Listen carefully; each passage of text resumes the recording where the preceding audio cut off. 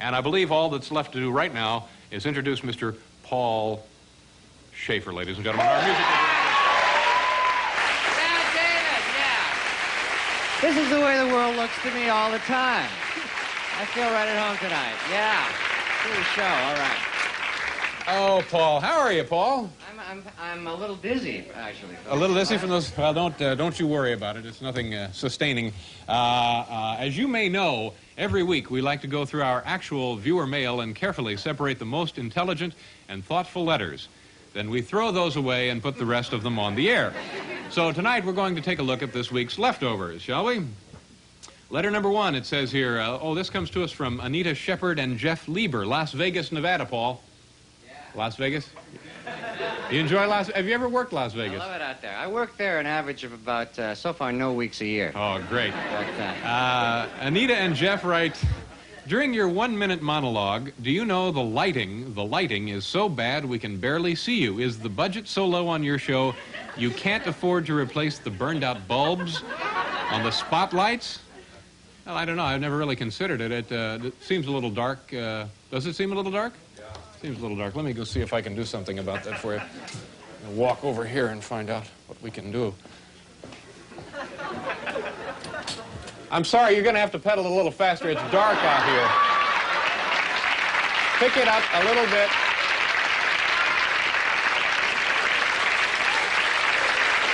The stupidest thing I've ever... Hi, welcome back to the show, ladies and gentlemen. Letter number 2 comes to us from Ed Schwab. I was reading the fascinating article on you in Rolling Stone magazine and was interested about your supposed ability of sticking pencils in your ceiling in your office. I'd love to see how that's done. Mr. Schwab is writing in reference to this photograph that was recently in this publication. And is that close enough? There I am, seated in my office.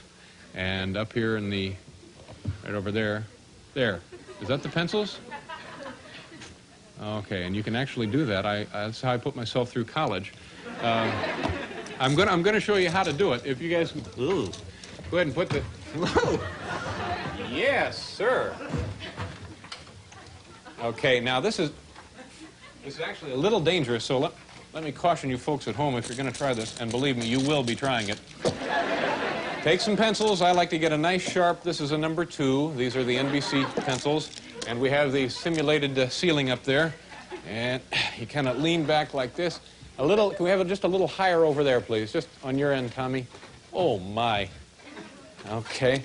And a little, do we have a little drum roll, Steve? Okay, go ahead. Oh.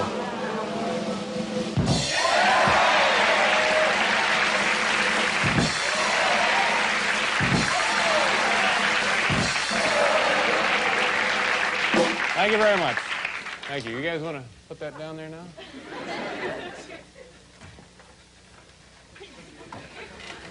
I'm getting out of here.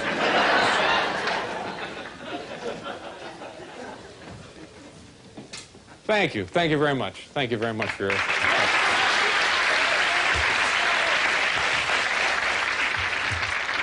And, of course, with the leftover pencils, I always like to do that. There you go. Where are we? Letter number 3, Paul. I think this one requires your assistance.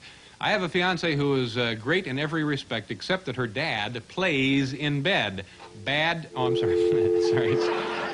Plays in bad civic music groups. First, the horrible out-of-tune community orchestra. I could barely stand it, and you couldn't. Second, now he's in a community band that plays wrong notes. My question is, what should I do? Thank you very much. This comes from Steve Blair, Austin, Texas. We're going to call this guy and find out what Paul can do by helping him out. Come on over here, Paul. Dial 1 first. We're calling Austin, Texas. Anybody here from Austin, Texas? Yeah. Good. Well, you've won yourself a handsome pair of 3D glasses, sir. Congratulations. We're calling Martin Schmuckler. Can you come? Willie is from Austin. Willie is also from Austin? I'll ask about you, Will. Martin Schmuckler, ladies and gentlemen. We're calling him... Can we hear the ring? Hello? Hello, is Mr. Martin Schmuckler there, please? That's me. Martin, my name is David Letterman. I'm calling from New York City. How are you tonight, sir? Oh, I'm fine. We got a piece of mail here from someone named Steve Blair about your musical abilities. Yep. And what we thought we would do, if you don't mind, if you could play a little something for us, and then our own musical director, Paul Shaffer, will be happy to evaluate it for you. Well, what I have is I happen to have a recording of a group that I play in. Uh-huh. Well, that would be good. Just go ahead and play it there to the phone, and I'll turn you over to Paul. Here's Paul Shaffer now, sir. Okay. It's Mr. Schmookler, Paul.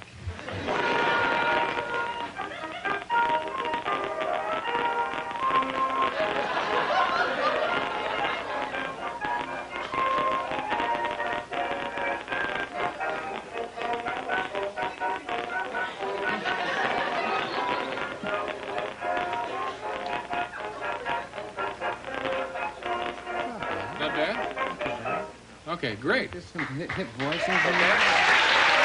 Tell me some hip voices. Yeah, Martin, Paul thinks it's pretty good. Stick with it. Thank you, Martin. Yep.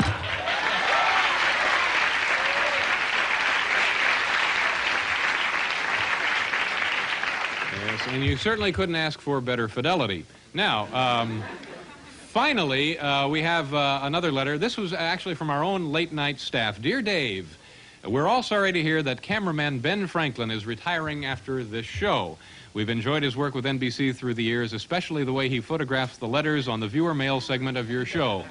Could you possibly have a retrospective of his work, signed, of course, we here at the Late Night Staff, New York, New York. Well, we're all sad to see that Mr. Franklin is leaving after such a fine career, and it certainly would be a pleasure now to show you a retrospective of the television magic that Mr. Ben Franklin has helped create in his long career here at NBC.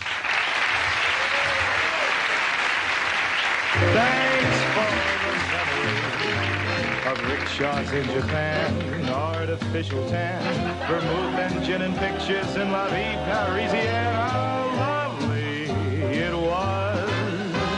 Thanks for the memory of tinkling temple bells on the Martials, of Notre Dame and towels from all the best hotels. How lovely it was.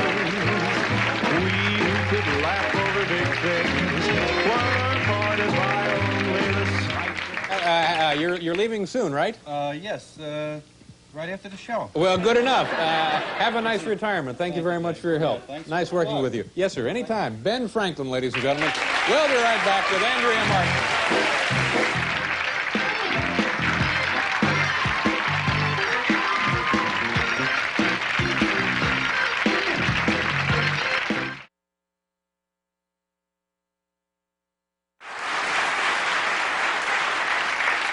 We're going to take a look at some people you will not be seeing on the show, and tonight we have a special guest visitor with Paul Shaffer on our band. Paul, introduce your friend, if you will, please. I would be thrilled to, actually. This is so loose that, you know, a nutty guy just came by to sit in with us tonight. It's Mr. John Helliwell of Supertramp is with us. Oh, this evening.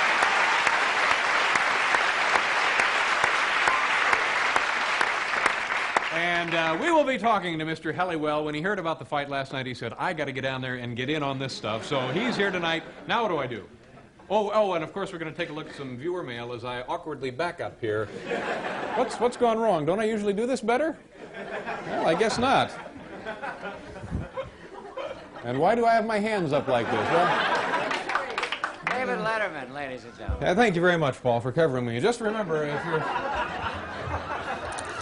if you're in the studio audience, a bit of advice, cover yourself at all times, ladies and gentlemen. Each week, we here at Late Night receive up to 250 pieces of actual viewer mail. Now, there are two possible ways we could deal with this. Either we could take the time and trouble to answer each single letter personally, or we could put 4 of them on the air and totally ignore the rest. Now, we've decided to go with option number 2. So here's our first piece of mail. Comes to us from Newport News, Virginia, from a Mr. John Wood. John says, I wrote a letter to obtain tickets. I accidentally wrote that I wanted tickets for July 18, 19, 25, or 26, but I need them for those dates in August, not July Sorry for the mix-up. Sorry for the mix-up, John. That's all we get is sorry for the mix-up. We've been waiting on this. How long has that been up there? We spare no expense to get this put together. Got the flowers, we got the gift.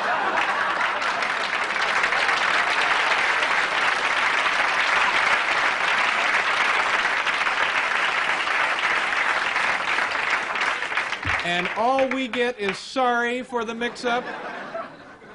It's a wonder no more people don't get punched on this show.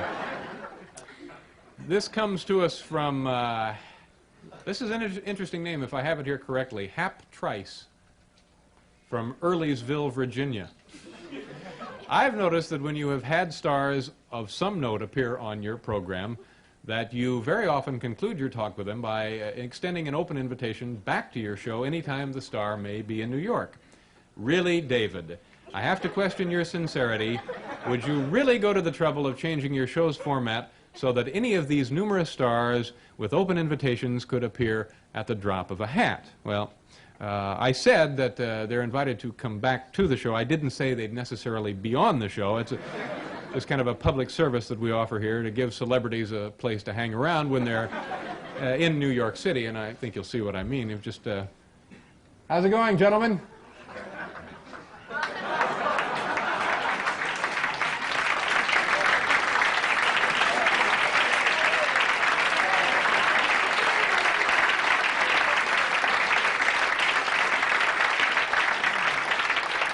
Oh, it's been a long week, you know. In real life, these guys look like they're wearing rubber masks, but it's not the case. And all right, let's go on now to letter number 3, shall we? This comes to us from Mark W. Wooten, Waukesha, Wisconsin. I hope I'm pronouncing that properly. Waukesha, Wisconsin. On the large doors behind you that close as you make your entrance, it reads, "Please do not enter this studio with coffee or food, and no smoking." What would happen should someone do this? Gee, that is an interesting question. I wonder what would happen. Let's just take the law into our own hands, shall we? Please do not enter this studio with coffee. This is the one. I'll just pull this off. All right, now let's see what happens.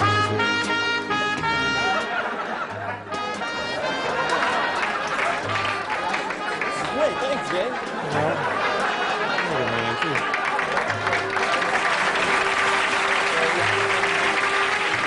He's not even in the band, this guy. Thank you very much. Put this back over, yeah. Anarchy in the streets, ladies and gentlemen. Put an end to it. Excuse me, I'll be right back. Help yourself, sure.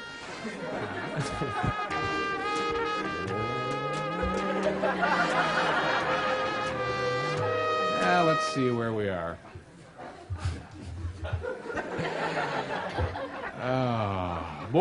Letter number 4 we're up to now comes to us from Elizabeth Callahan, Champion, Pennsylvania. Boy, for a semi-famous talk show host, you sure are loose in the brain department. I just finished watching your Christmas special, and once again, you and your evidently not too swift staff were too stupid to recognize that jerk who keeps pretending to be someone he isn't. Tell me that nobody on your staff knew what the author of Gorky Park looks like, and if you guys don't know what Santa Claus looks like, I just have to question your IQ levels.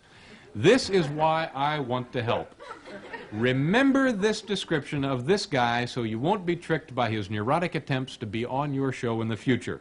He's balding, he wears glasses, and he is the ultimate definition of a wimp. It's signed Elizabeth Callahan, Champion, Pennsylvania. Well, Elizabeth, this letter intrigued us so much that we, of course, asked her to fly in here to be on our program to talk with us in person. It's the first time we've flown a viewer in. Please, ladies and gentlemen, welcome Elizabeth Callahan from Champion, Pennsylvania.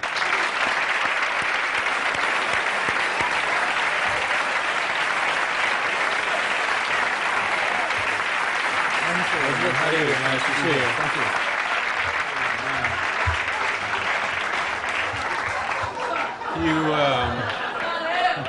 This letter, nice to meet Yes, you. nice to meet you, David. Thank you. It intrigued us so much that we wanted you to fly in here in person, and yeah, I couldn't help but notice you sounded quite upset in the letter. Yes, David. As a matter of fact, I was very upset. You see, I don't like to see that kind of thing happen to somebody like you over and over again. Sorry, Yeah. just don't. Well, that's very thoughtful of you, and our viewers are very special people.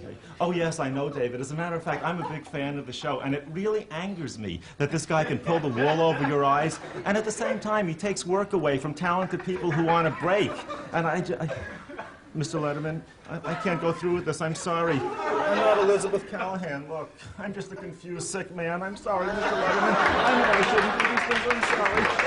I think maybe I don't get enough fiber in my diet. I don't know.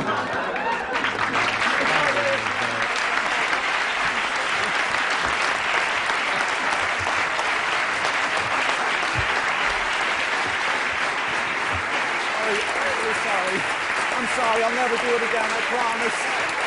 I'll never ever do it again. I bet he doesn't get enough fiber in his diet. Well, we're going to continue. We have to pause briefly. We'll be right back with Jerry Cooney right after this.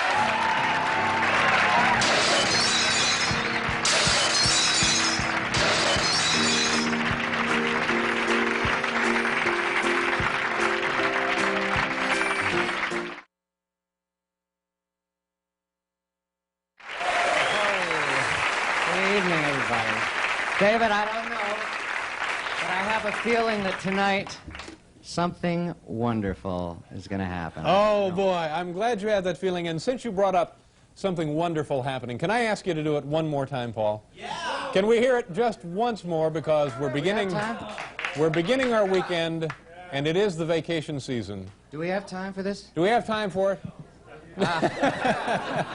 I think we have just, sure. I don't know. I was in, David Letterman said to me, we have a week off. Go to a wonderful island, Bermuda. You'll have a wonderful time. I don't want to say anything more about it. You know, I don't want to knock a whole island or anything. But while I was there, I wrote a little song. I just do it. It's a simple thing. Right. I'll just do it quickly. All right. Let's do it. Here we go. Bermuda! It's a cuckoo kind of place. Nutty, nutty, nutty, nutty place. Bermuda. That's, I don't know. Just the way I felt at the time. I got the lyrics for now. Oh, thank you. Thank you, Paul. And now it is a wonderful show after that. Thank You are you. absolutely right. You know, for months now, we have been trying to convince you folks that the viewer mail we read on our program is actual, valid, genuine mail from legitimate, bona fide, unretouched viewers. Even so, some cynical individuals still accuse us of making up the mail ourselves. All right, have it your way. Tonight, because of this protest, we have decided to make up the mail we are about to read. The first time ever, this is bogus mail written by members of our bogus staff. I hope you're satisfied. Phony letter number 1. Dear Mr. Letterman, it says, as the newest writer on your show, I wanted to let you know how happy I am to be on the staff and to tell you how much I've enjoyed my first 2 months here. That's very kind. There is just one thing that would really make the whole late-night experience complete for me. Do you think I could meet you sometime? I see the show every night, and it would really be a thrill. I hope this is no trouble. Yours truly, and I hope I pronounced this name correctly, Steve O'Donnell. Steve O'Donnell. All right, well, is he over there? Is Mr. Which one? Is that Steve? Sure, come on over, Steve. Nice to meet you. Have a seat if you're all right, Steve. Nice to meet you. Thank you. Nice to meet you. And, you know, I think I have seen you up around the office. Yeah, around the mimeograph machine. Yeah. And you've been with us a couple of months now? Almost 2. And you enjoying it? Oh, it's great. Oh, great. Where are you from, Scott? From Cleveland. And you have a family back there? Yeah, big family. Great. Listen, what are you doing for dinner tomorrow night? Nothing. I'm free. All right, here's what you do. I'm going to give you a couple of boxes of these late-night fish sticks.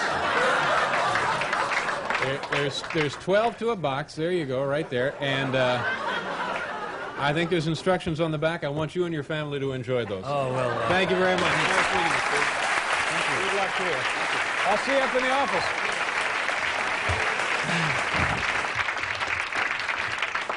Little Scotty O'Donnell from Cleveland, Ohio. Nice to meet you. Letter number 2. Remember tonight, these are phony letters tonight, so don't be alarmed. Don't notify the authorities. Please remain seated. Dear Dave, oh heavens, Dear Dave, I hate you. And I hate working here on late night. And I solemnly vow that I will spend the rest of my days here doing whatever I can to sabotage the show. An anonymous staff member. Oh, this is really depressing. Do you know anything about this, Paul? Absolutely not. Anybody? Boy, this kind of takes the wind out of things. You, Bill, anybody? Gee, you know, I can't imagine who would write just an ugly letter like this.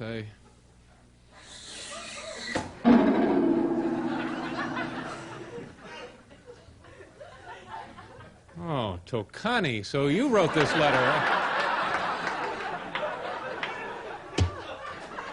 I can't tell you how hurt I am. I go all the way up to the Yukon. I bring you and your family back down here. I give you a high-paying job at NBC, and now this. I guess we have to go on, don't we? All right, I'll give you one more chance. I'm going to give you another chance, all right? Oh, my. Our next letter comes to us from our announcer, Bill Wendell. It says, Dear Dave, the other night you did a bit about what you do after the show. But because of President Reagan's speech, it didn't come on until the middle of the night. This was the first time my face appeared on camera, and although I forced my family to stay up and watch it, a lot of my friends missed seeing me. Could you please show it again? Signed, your announcer, Bill Wendell. Yes, in fact, Bill, we would be delighted to show this again. Let's take a look now at what Mr. Wendell's letter is referring to. Please watch your monitors, if you will.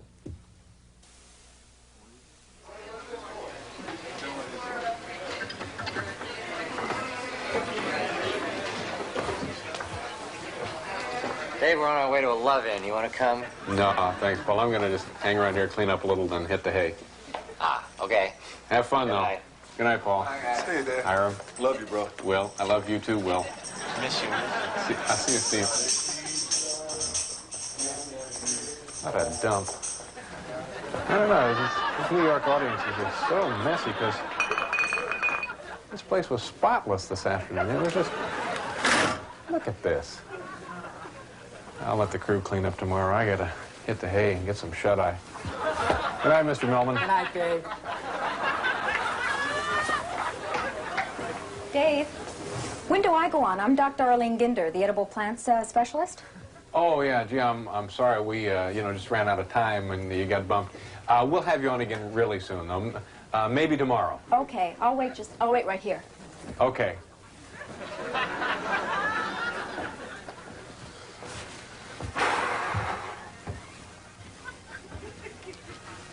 How'd we do? I did. Not bad. We almost broke even. Yeah? Selling any lemonade? It's not gone 3 weeks now, much.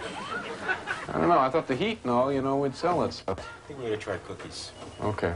Good night, Barry. Not even lemonade. No, that's all right. Knock yourself out. See ya, Hal. Hi, Dave. Good night. Good night, Paul.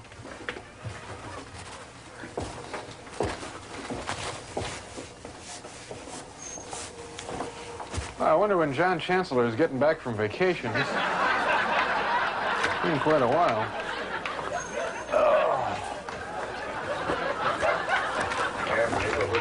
Messing with my flowers again. Oh, hi, neighbor. Hi, Bill. How's it going? Hey, those little kids around here have a trash your garden? No, they pretty much leave me alone, Bill. Yeah.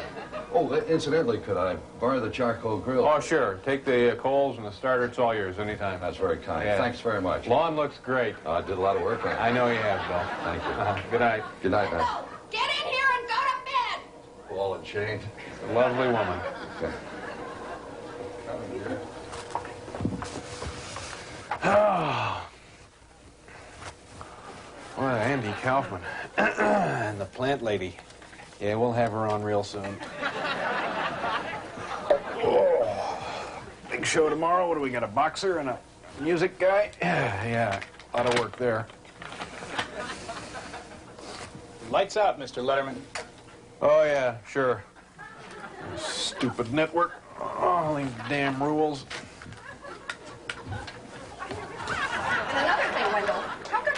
get to host the show. At least McMahon gets to sit on the couch. I wish they'd buy a trailer.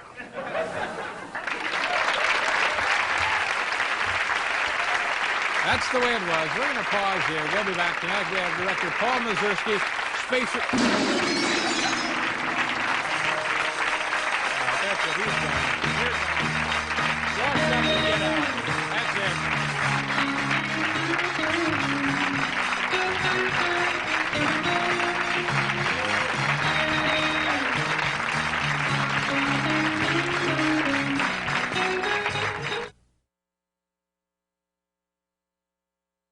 But this time, ladies and gentlemen, please say hello to the king of Ging, Mr. Paul Shaffer.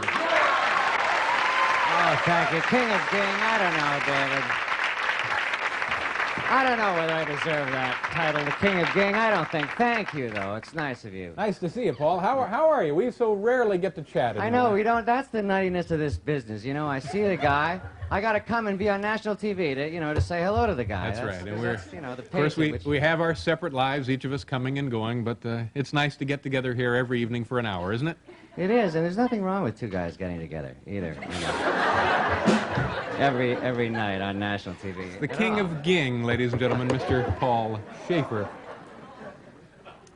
Well, as you know, this is the night that we usually answer our viewer mail. Now, last week we actually deviated from form and had our staff writers write letters. Tonight, we're going back to the original time-honored, revered concept of answering actual letters from you folks, the actual viewers. Let's get on with it, shall we? Letter number 1 comes to us from Nick Mulpagano, Liverpool, New York.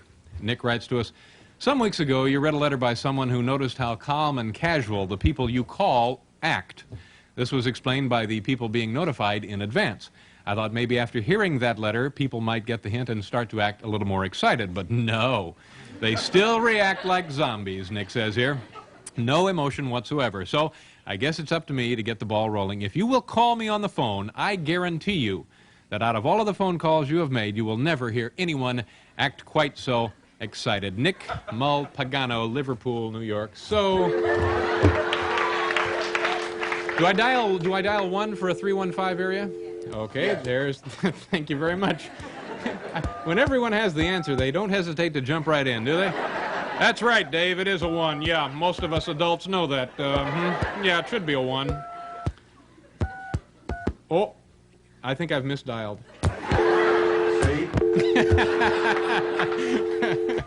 All right, there's the 1. Later, that same night. This will be great, though. I have nothing but confidence in this. Okay, there. With any luck at all, this will be Nick Mulpagano, Liverpool, New York. Where? Anyone know where Liverpool is? Near Syracuse, see? Where were the big mouths that time, huh? Hello, it's me. Hello, Nick. Is this Nick Mulpagano in Liverpool, New York? Yes, yes. Now, wait a minute, Nick. You... What did he do? Hello? Nick, you didn't wait till I told you who I was. I'm David Letterman. We're calling you from New York City. How are you? Oh, I'm good. How are you? Fine. I can't believe it. Is this really you? So now you were gonna act excited. Yes, I'm excited. I'm waiting for you to ask me some questions to get excited about. Let me ask you this, Nick. When you're dialing the area code 315, is it necessary to dial 1 first? I don't know. Is it? I think it is. Is it? Gee, Nick, you know, I could go on talking with you all night, but we're going to have to get on with the show, but I certainly appreciating you talking with us tonight. Oh, can I ask you a question? Sure, Nick. Would you send me an autographed picture? Yeah, we'll be happy to do that. And a package of late-night fish sticks? Okay. Okay, wait. You paid for this call because my mother and father don't have any idea of who you are. Oh, okay. Okay? And Nick, listen, try to get a hold of yourself. Oh, yeah. Okay. Bye-bye.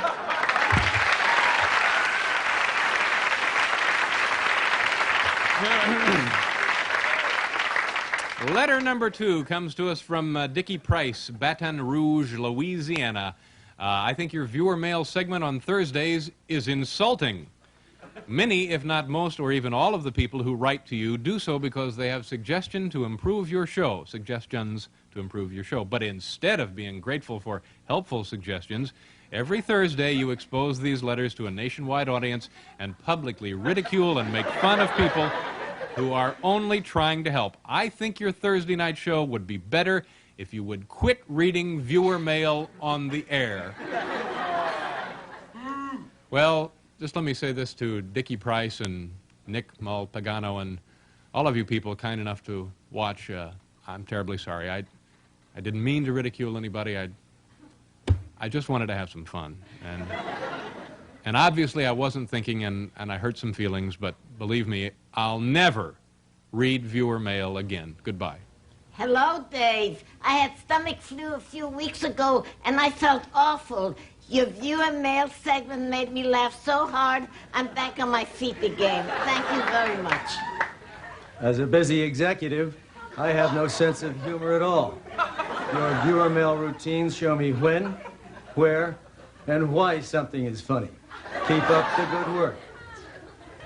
Dave, if you quit viewer mail, they'll retire me from the post office for good. I like my job. Please don't stop. Thank you. I don't know. That was...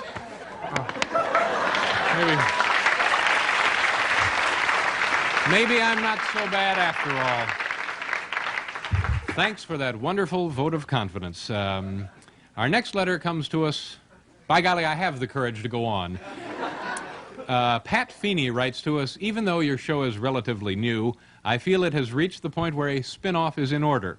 I propose that the first spin-off of your show should star Larry Bud Melman in a half-hour comedy series about the modern-day problems of an urban bus driver.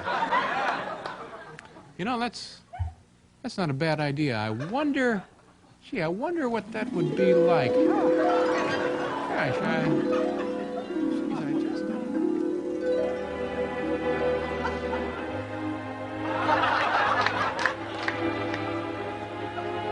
The Honey Melmans, starring Larry Bud Melman with David Letterman.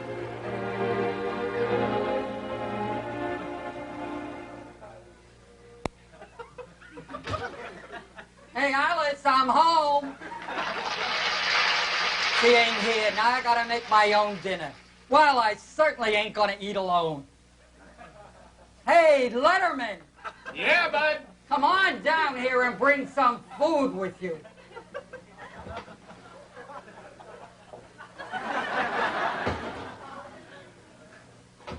Humma, humma, humma. Humma, humma, humma, humma.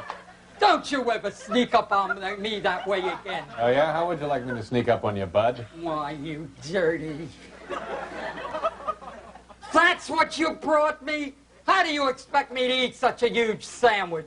Just one bite like you do everything else. Honey, ha, ha, ha. Don't be a wise guy. Just put down that sandwich. Okay, whatever you say.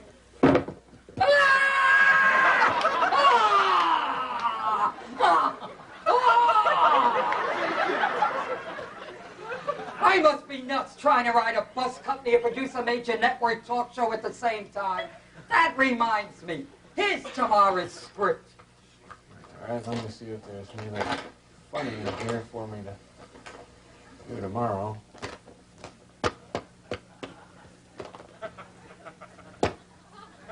Where you cut that out?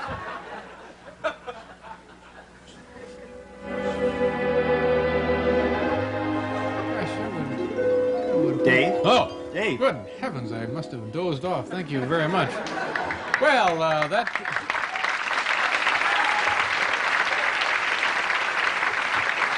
concludes tonight's viewer mail. We're going to go away for a commercial. We'll be right back with Meatloaf.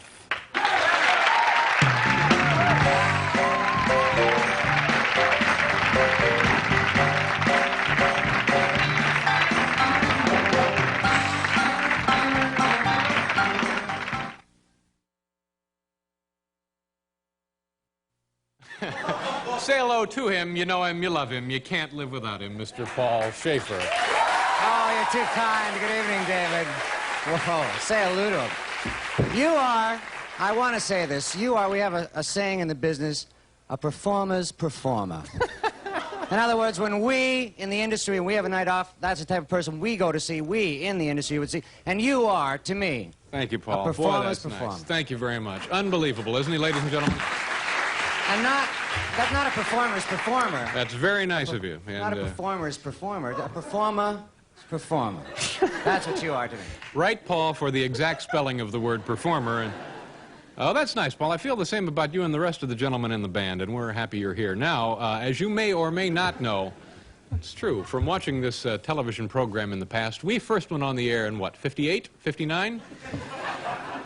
And every Thursday night since, we have been responding to our viewer mail sent to us by actual viewers, and tonight, here on this extravaganza, certainly no exception. Here's letter number 1. This comes to us from a woman named Mrs. Emma S. Smith. Emma writes, "Your guest host.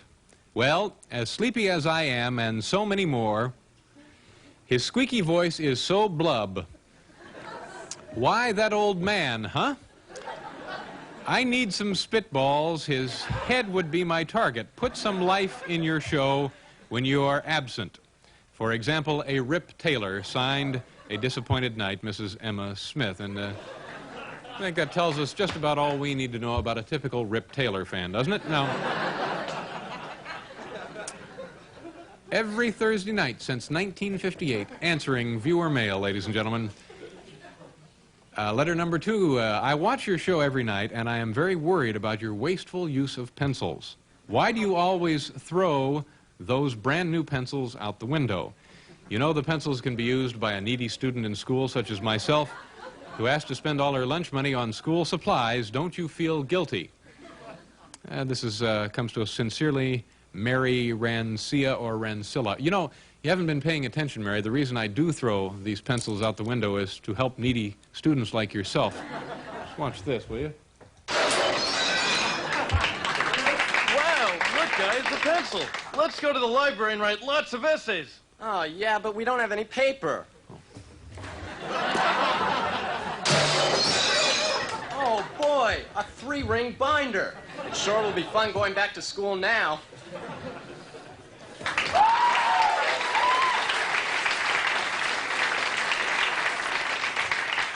Well over 20 years, every Thursday night, answering viewer mail. Dear Mr. Letterman, letter number 3 says, what I really wanted to know is Paul, Mr. Paul Shaffer, your band leader, it says parenthetically there, is Paul into R&B music of the 60s and 70s? Does Paul want to be black? I bet he has dreams where he is a famous R&B star performing at the Apollo Theater. And it's signed C.A.B. New York City. What about this, Paul? Have you ever had any dreams performing at the Apollo like this? Well, you know, actually I never have, but gee, I wonder what it really would be like if I were a famous R&B star performing at the Apollo Theater.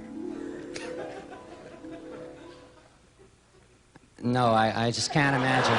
Can't seem to imagine. I don't know.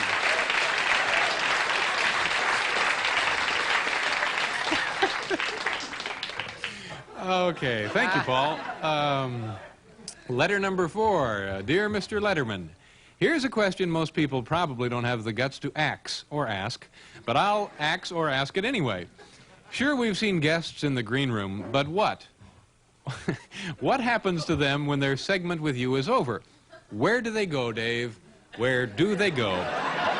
This is signed sincerely Thomas A. Missamino. And, well, Thomas, we were hoping not to have to reveal this, but since you have asked us, here is where our guests go after the show. Take a look now at the monitors at this piece of file videotape. But the explosion must have been beautiful, and good luck raising the money for the operation. We're almost out of time. Hope you can come back and talk with us again. Howard Taylor, ladies and gentlemen. Thank you very much, Howard.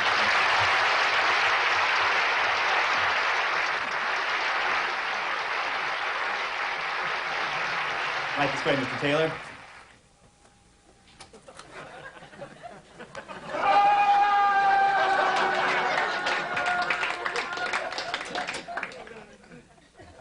Every Thursday night since 1958. Now, Letter number 5. Dear David, on August 2nd through the 4th, you repeatedly attempted to tell a joke about fat people sticking to vinyl furniture. I personally thought the joke was funny and believe that an intelligent audience would have given the anecdote the reaction it deserves. Please give it one more try. Well, this is how the joke goes.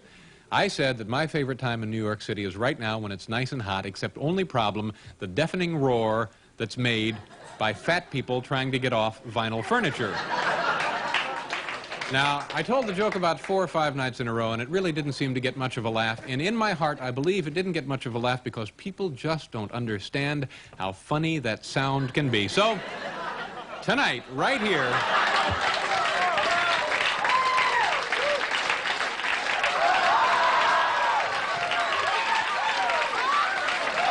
How do you do it?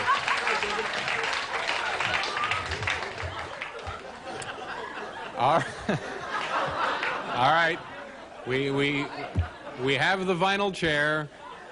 We have this gentleman, Captain Haggerty, I believe. That's right. Yes, sir. All right. When I count 3, you go ahead and get off the vinyl chair. Listen closely, shall we? 1, 2, 3.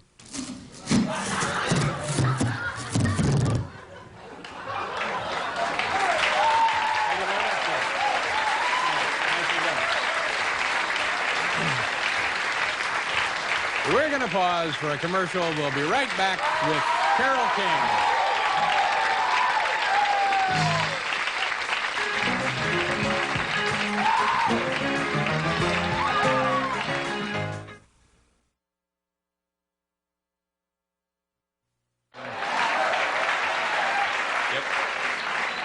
At this time, please say hello. You know him, you love him, you can't live without him. Ladies and gentlemen, Mr. Paul Shaffer.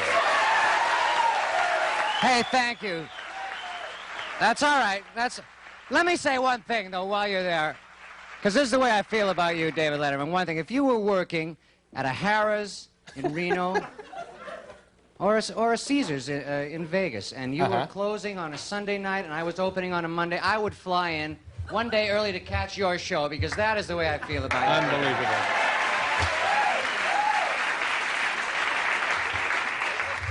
Quite a guy, Paul Shaffer. Thank you very much, Paul. When this show first went on the air, we all got together and we decided that every Thursday night we would answer actual letters from actual viewers. And we've been doing that, well, without fail, every Thursday night since 1958. So, continuing on with this fine old tradition, here is viewer mail piece, letter viewer, the first letter. Letter number 1, from Judy Howarth. Dear Dave, on your show that aired July 15, you had a guest named Charles Lane on the show. When you introduced him, you said we wouldn't know him by name, but we would definitely have seen him on TV. You even said, trust me. Well, when he came on, I was sure I'd never seen him before. Didn't recognize Charles Lane, huh? Never saw him before in your life? Sure. Then how do you explain this, Miss Judy Howarth?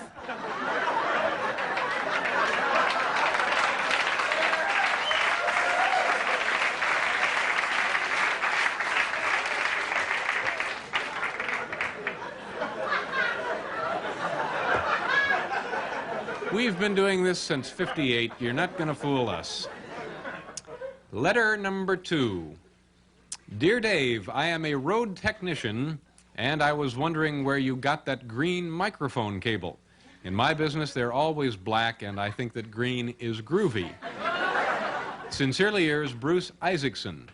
A green cable. I'm really not up on the technical end of things here, so I'll have to refer you to our prop master, Jimmy Fitzgerald. Jimmy? Thanks for your letter, Bruce. And congratulations for spotting that green cable. You've got a good eye. Normally, we use the standard 3-pin Canon XLR audio cable, which of course is black. But our director thought a lighter color would read better on camera. So I had some of the boys down in the shop come up with a special green insulator. I had a feeling we'd get a lot of mail about this. But I guess it's viewers like you who make my job worthwhile. Keep watching. Back to you, Dave.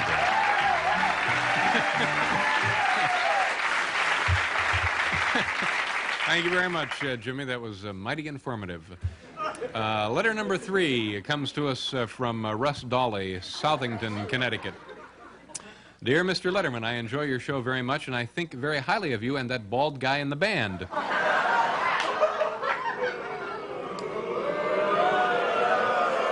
says here in the letter, in fact, I think so highly of you, I would like your advice on where I should spend the rest of my summer vacation. I heard somewhere that Bermuda was a nutty kind of place. Perhaps you and Paul can help. Signed, Russ Dolly, Southington, Connecticut. What do you think, Paul? Any hints for this gentleman here? That hurt, that bald. Admit troops. That wasn't really fair. But listen, all bygones be bygones. I got my slides back today. Oh, great. So I put together a little thing, and you know, I think you'll find that it fits very well. Oh, terrific. With the little song. How about a little echo, Pam, for this one? Little echo. All right. Here we go. Oh yeah, Bermuda. It is a cuckoo, modified, American planned kind of place. Nutty, not just knee-deep nutty kind of dancing place. Swinging kind of limbo rockin' place. Bermuda. That's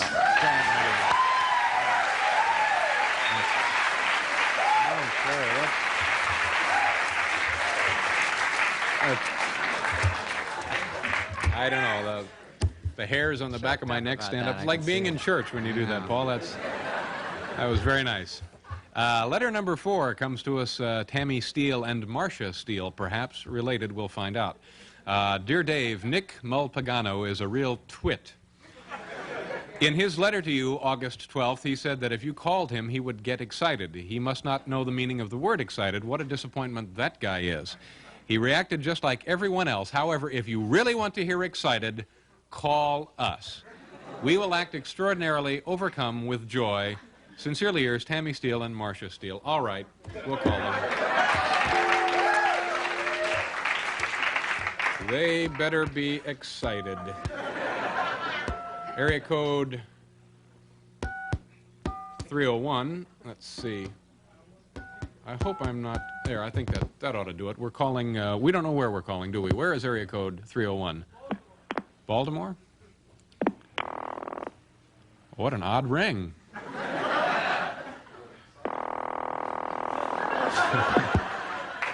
Hello? Hello, is this Tammy Steele and or Marcia Steele? This is Marcia. Marcia, my name is David Letterman. David Letterman!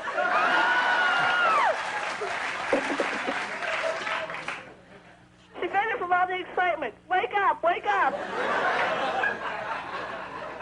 So wait, who is this?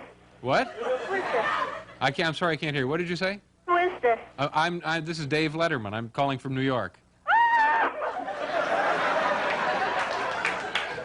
I tell you what, I'm going to give you the number of Nick Mulpagano, and I want you to call him. Would you mind doing that? Okay. All right, well, it was nice talking with you. Okay. Okay. It's, boy, she was excited, wasn't she? Oh, we got a great show for you. Tom Carvel will be joining us next, right after we take a look at this.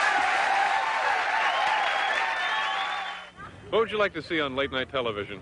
Anything that has to do with woodworking. It really doesn't matter, as long as it has something to do with woodworking. I'd like to see more information on woodworking. Anything dealing with woodworking. I'd like to see anything. I mean, refinishing chairs, anything. Woodworking. Woodworker. I'd like to see more information on woodworking. Anything at all about woodworking.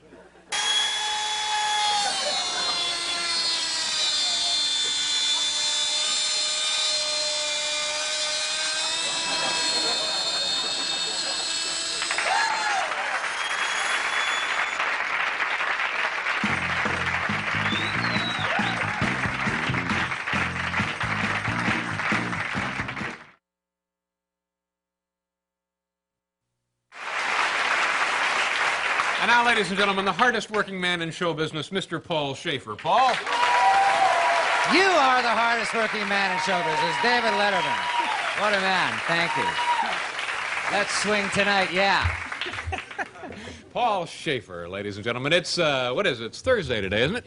And Thursday, as you know from watching this show lo these many years, is traditionally the day that we have selected to answer our viewer mail from actual viewers. And let's get to that right away, shall we? Letter number 1 comes to us from, well, I'm not sure what city. Dear David, it says, my children know or are familiar with your guests, but I'm not always. So it just occurred to me to write you and give you my idea, which is that you show a small picture of your guests at the opening of the show.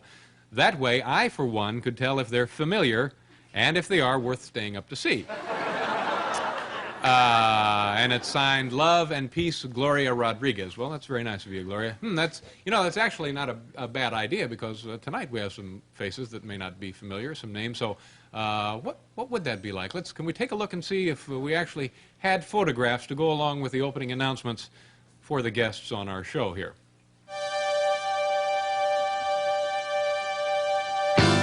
Tonight's guests are comedian Kevin Nealon, Today's Show weatherman Willard Scott, and Worms are George Schroeder.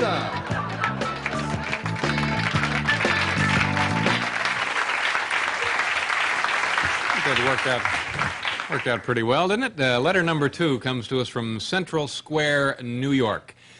Dear Big Shot Dave, it says here. So what I want to know is, if you're supposed to be such a funny guy, how come you make other people do your job by reading letters that set up your gags perfectly? As a disgusted viewer, I am daring you to creatively make something funny out of this letter without my first setting you up with an amusing question to answer. If you really think you're worth having your very own nationwide television show, you'd better muster up the guts to attempt for the first time a real, original, funny response on your own. Oh, boy, Gee, I come from Bob Adam Masters of Central Square, New York. Gee, I really feel kind of backed into a corner on this one. I don't know. Okay, Dave, there's some more. Keep reading. Oh, it's Hal, our director. What was that, Hal? More to the letter? There's more, yeah, to the letter. Why don't you go ahead and read it here? Oh, okay, I'll put up camera 1 for you. Take one. All right. Oh, I see. There is more. P.S. I would like to see a man dance with a shoe on his head. Okay, Bob, you'd like to see a man dance with a shoe on his head? I think we have some file videotape of that occurrence that took place here in New York City not too long ago. Let's take a look, shall we? Gentlemen, kiss, kill, go, up, go, single in my son,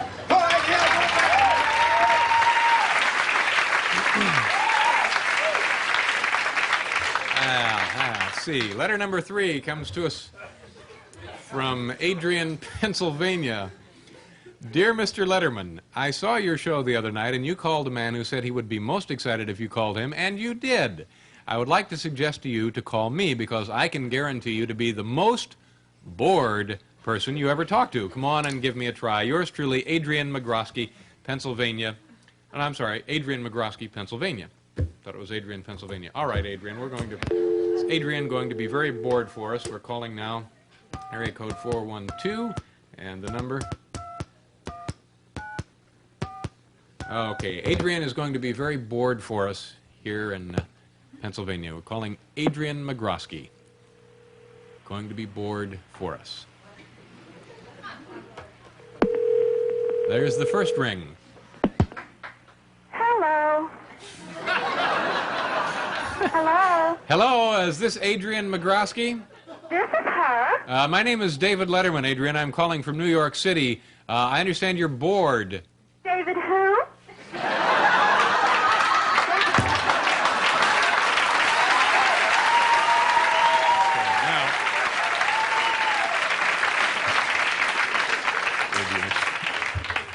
Just a little joke. Now, letter number 4 comes to us from Alexandria, Virginia. Dear Mr. Letterman, I really enjoy your show, and I watch it every night. It is on the air. One thing has always intrigued me, though. What was this strange daytime show you used to host? I heard it mentioned several times, and even though it was supposed to be the hit of the decade, I never saw it. I don't even know what it was called. I think it would be a great public service to all of your fans if you would show a clip of the best moments of that show. Well, that's from Brian Chidbury, Alexandria, Virginia. You know, the daytime show was similar to this late-night program that we do, only we were all a lot younger then. So let's now take a look at some videotape of that daytime program, shall we?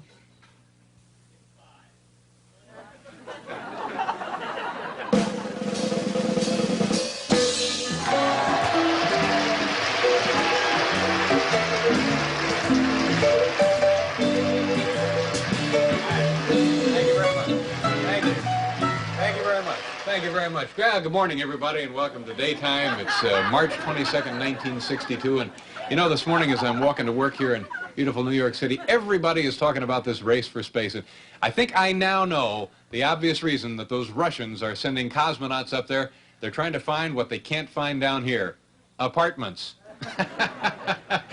Say hello to Paul Shaffer. It's a little early, ladies and gentlemen. Paul Shaffer in the combo. Hi, Paul. Hi, David. Let me just say one thing. You are the Sputnik of talk show hosts, and I mean that sincerely.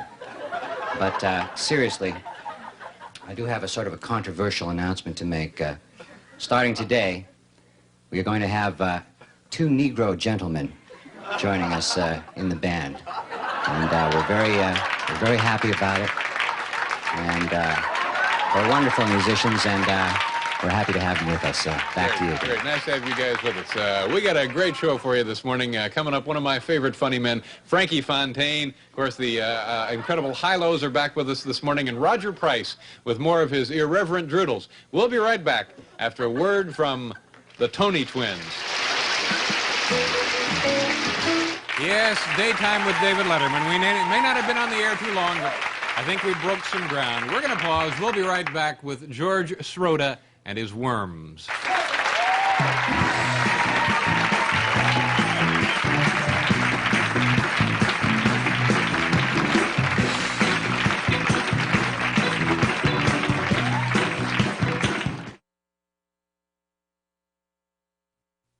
At this moment, please now say hello to, you know him, you love him, you can't live without him, Mr. Paul Shaffer, ladies and gentlemen.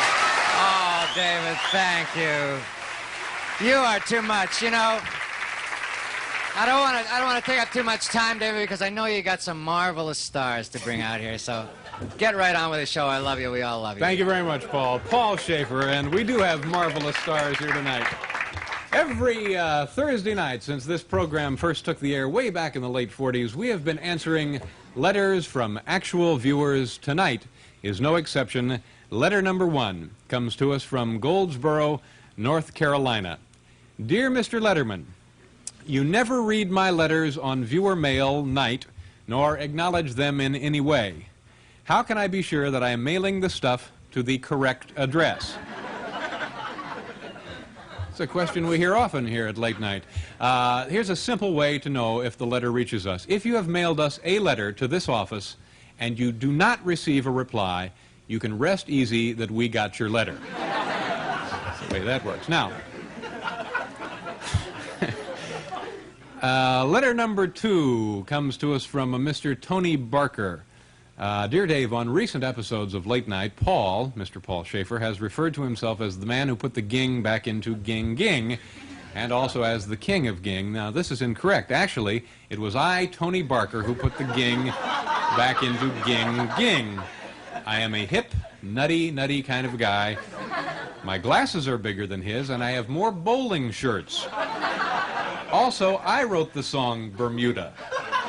The guy is a fake and a disgrace to the Ging gang all over the world. I think it's about time he retired. Again, sincerely, Tony, the true king of Ging, Barker. Paul, these seem to be serious and devastating charges. How do you respond to this Tony Barker?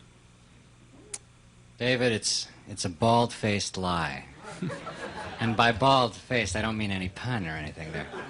First of all, this is not a bowling shirt. This is a type of material we refer to as gingham.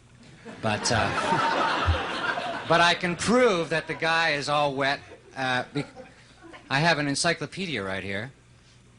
And let me see, Germany, J. Paul Getty, Gibraltar. Here we are, Ging, Ging-like, King of Ging. And this is the chart of previous reigning kings. See if we can get a little shot of this. As you can see, Henry V, Robert Frost had it up to 1951, Elvis Presley, and guess who? I think the encyclopedia tells a story, you know what I mean? No kidding. Well, there you have it, proof positive. Robert Frost was a king of Ging, huh? He had it years 1842 to 51. I didn't realize that. That's interesting. Well, letter number 3 comes to us from Annette E. Rushton, Elizabeth, New Jersey, not far from here. Dear David, you had a person from the studio audience make a phone call for you and cancel a wedding invitation that you had received.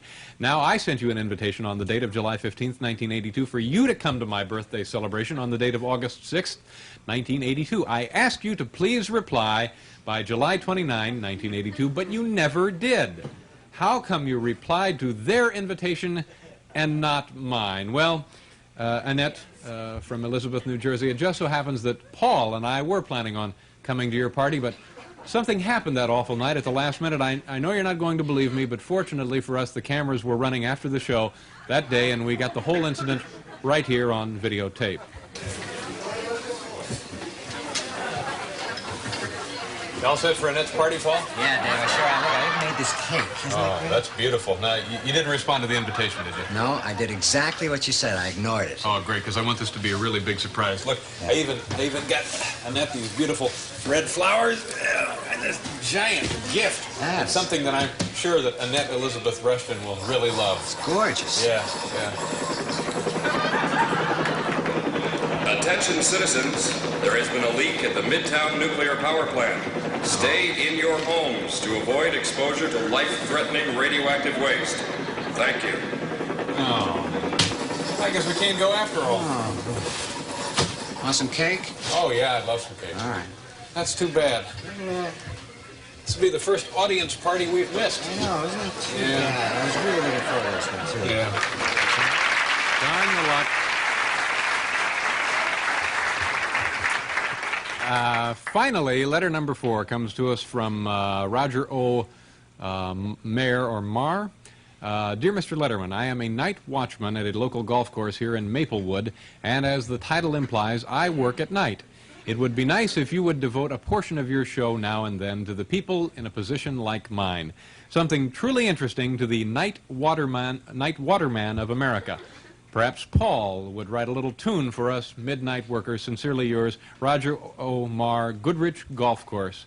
That's an interesting notion, Paul. That actually would be kind of nice. Have you ever given any thought to putting together a little something for night watermen? Actually, Dave, I've been working all day on a song, especially for Mr. Mayer, and I'd like to do it for you right now. Here is a song for all of you night watermen. You very, very groovy, cuckoo, groovy kind of night watermen. You water every night so we can play golf every day. And there's one more thing I just gotta say. We love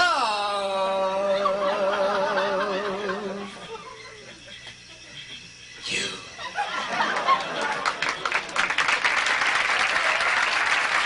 That was really nice, really nice. We'll be right back. Tonight, Guido Sarducci is here, also Dick Cavett. Come on back.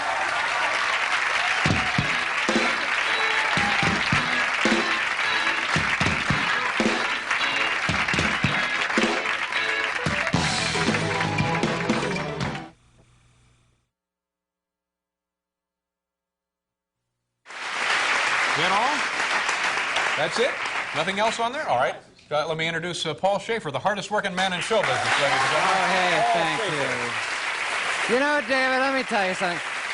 You know, you're always talking about how much you love me and the love you have for me and everything. So you talk about so much like people are starting not to believe it anymore. And I'm not one of those people, of course. Yeah. The love that you know, how you're talking about the love, right back at you, baby. Thank you very much. You know, right. Paul Shaffer, ladies and gentlemen, in the band. We have Hiram Bullock and, of course, Steve Jordan and Will Lee. And we're happy to have them here.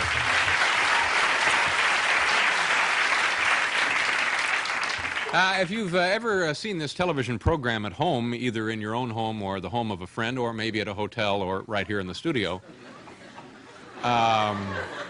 you know that every Thursday evening we answer mail sent to us by actual viewers, and tonight is certainly no exception. Let's go to viewer mail number 1. Actually, viewer letter number 1. This comes to us from Gina M. Gold. Dear David, about a year ago, I worked in a camping goods store in the Rockefeller Center area. That's here in New York, New York. One day, a customer wearing dark glasses and a baseball cap came in and skulked around the racks and shelves, and I think we all know just how painful that can be. I noticed that he was looking longingly at one of our sweaters, a very popular one, I might add. At this point, I asked him if he would like any help. He picked up the sweater and said, "What size do you think I take?" I looked up at him and saw that he was wearing the exact same sweater in another color. So, being the quick salesperson I am, I asked, "What size is the one you're wearing?" "A medium," he said. "How about a medium?" I suggested. "Do you think it fits?" he said. "Yes," I replied, and he bought the sweater. Well, David, I hope you recognize this strange character as you, because it is. I suggest that the next time you shop for a sweater, remember the letter M. Yes, David, you wear a medium, and don't forget it. Happy shopping. Yours truly, Gina M. Gold. Well, that was awfully... I wear a medium. Sweaters, Paul, it would be a medium. The holiday's right around the corner. Oh, this is exciting. Muncie, Indiana. I spent some time in Muncie, Indiana. Marguerite Rippey writes and says, "Dear Mr. Letterman, I am a second-year Latin student at Muncie Northside." It's a high school. As part of an assignment, I'm supposed to write you and ask you if you ever took Latin, and if so, how did it help you in later years? I know that you're a very busy person, but I would appreciate a reply since my grade depends upon it. Well, I appreciate this question, Marguerite. You might not know this, but Latin can actually save lives, and I think that this file tape we have coming up right here will fully illustrate what I mean. Well, we're just about out of time, but first of all, I want to thank the studio audience. What a wonderful group of folks, and also all of our guests tonight on the show.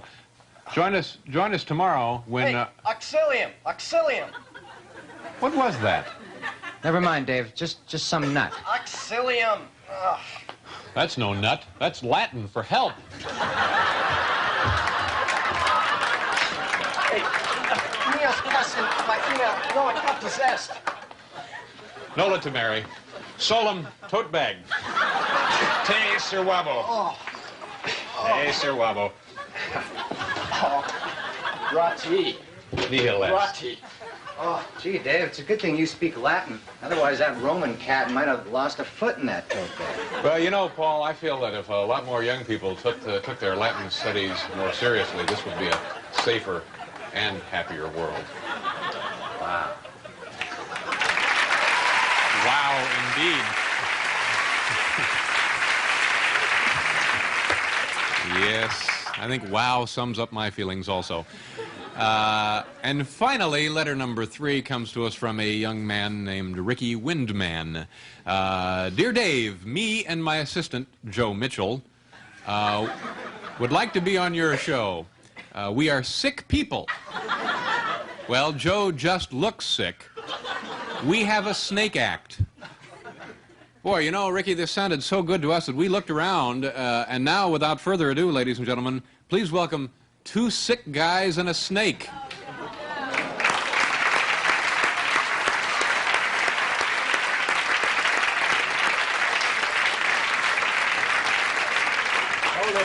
Okay, I'm sorry. I'm stopping this performance as this man's doctor. I cannot allow him to go on. He is simply too sick. Haven't they given you enough already? I'm sorry. Come on, guys. Let's get out of here. They ought to be ashamed of themselves.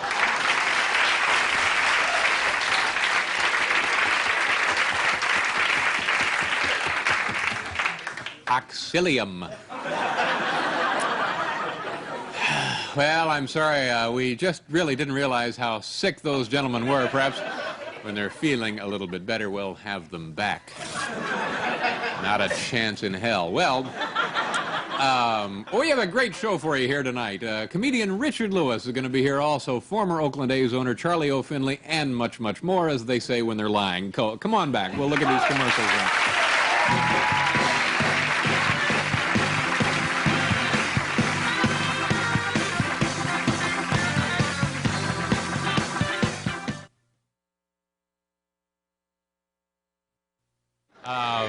In addition to that, a gentleman who, fascinating guy, from Houston, Texas, investigative reporter Marvin Zindler will be joining us. Also, we're going to...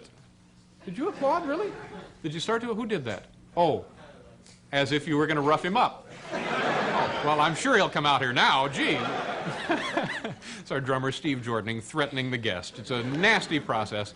And we have predictions from the National Enquirer. Now, say hello to Mr. Paul Shaffer and the gentlemen in the orchestra. Oh, thank you very much, David. I got to ask you a question. I've been trying to ask this. I want to, because when you guys did that thing at Harrah's in Reno, or it might have been Caesars, with all four of you on stage, you know, together, the original foursome, wasn't it? Yeah. Jackie Gale, Jackie Kahane, either Jackie Mason or Jackie Eagle, and you were all on stage together. It was unbelievable. How much of that was rehearsed? That's what How much of this is rehearsed? It's Paul Shaffer, of course, ladies and gentlemen. And, you know, if you've been watching this program at all, we went on the air, what, in the late 50s? And every Thursday night since, we have been answering actual viewer mail sent to us by actual viewers from across this great land of ours. Tonight is certainly no exception. Let's get right to it. Our first bit of mail comes to us from Goldsboro, North Carolina. Dear Mr. Letterman, it says, darn the luck. I finally made viewer mail and you forgot to say my name. Signed, Goldsboro, North Carolina. Well, gee, I certainly do apologize, and I assure you something like this will never happen again. Gee. I don't know how that happened. It's kind of curious. Viewer mail letter number 2 says, while watching your show, dear David, while watching your show, I often get the strangest urges. Moreover, I have found it impossible to repress any of these bizarre urges. I strongly suspect that members of your staff are inserting subliminal messages on your show, possibly even without your knowledge. One of your biggest fans, Don Ferrier. You know, Don, we did a little checking on this problem that you mentioned, and it appears that, in fact, some subliminal messages were finding their way into our show, and I think you'll see on this slow-motion file tape.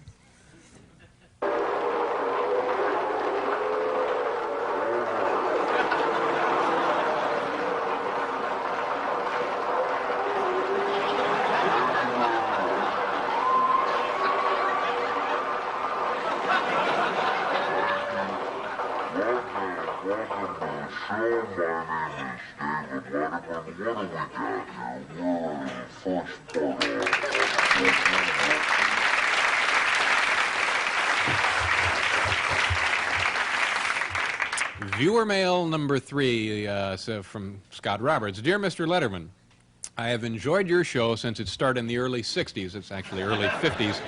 When it first burst onto network TV, I have witnessed a wedding and now a bar mitzvah on your show and was wondering, what can I give to late night to repay that incredible entertainment that I have observed? I was wondering if there is any possibility that I could have my funeral on your show. I will try, and by gosh, this is the spirit we appreciate. I will try to die at the end of the week so you can put my funeral on a good high ratings night. Signed, Scott Roberts. Well, the truth of this is, I'm sorry, it's a very nice gesture and a good idea, but as you all know, we've already had the Scott Roberts funeral on the show a couple of weeks ago, and we don't like repeating material. Wait a minute, if we've already buried Scott Roberts, then who wrote this letter?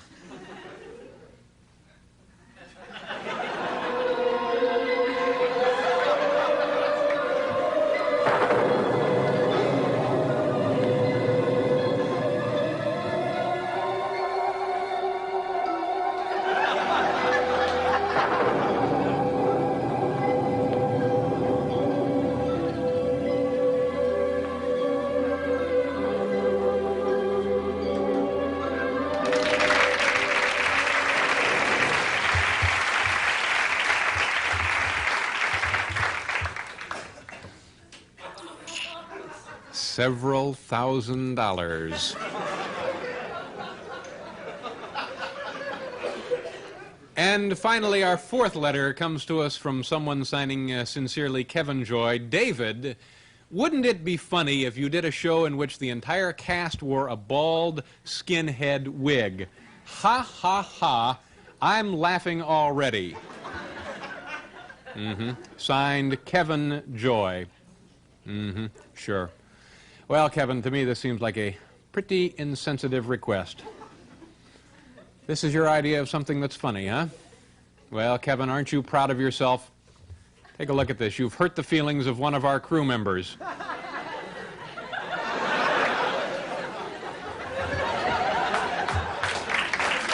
is the very thing.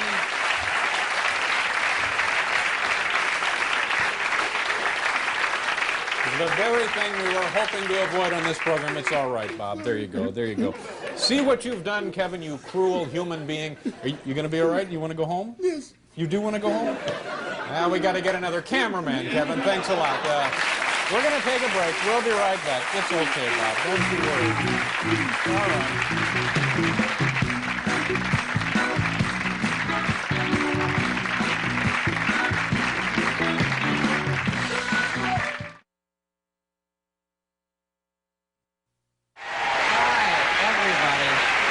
It is a big show, and really, one word comes to mind when I think about tonight's show, one hyphenated word, nutty marvelous. That's... Nutty marvelous. Didn't we hear that a couple of nights ago, nutty? Yes, it was a few nights ago, yeah. It's a good word. Bring it back. Nice to see you, Paul. You know, when did we first start this? Back in 1952, when we first went on the air. Every Thursday night since 1952, we have been answering our actual viewer mail from actual viewers, and tonight is certainly no exception. Let's get right to the viewer mail, shall we? Letter number 1 comes to us from Donald Parker. Donald writes, David, who is the blonde girl stand at the blue door? She is pretty girl. I would like to see more of her. What did she do on the show?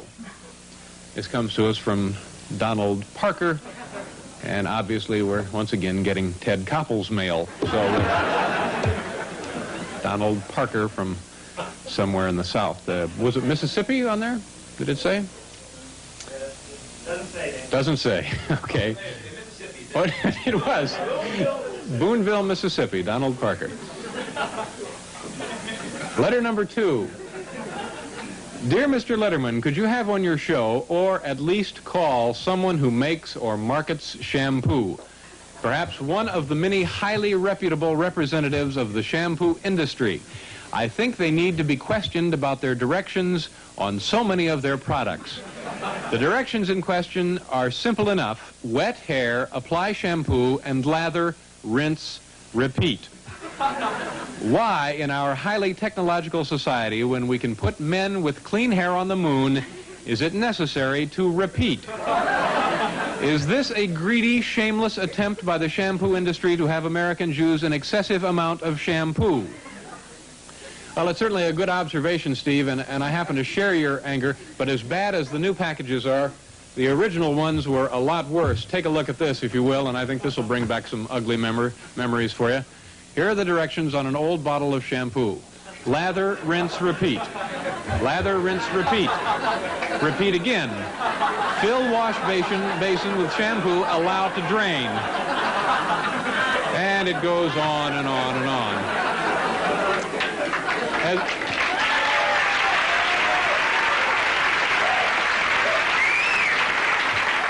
As I've said many times on the show, lather, rinse, then go on about your business.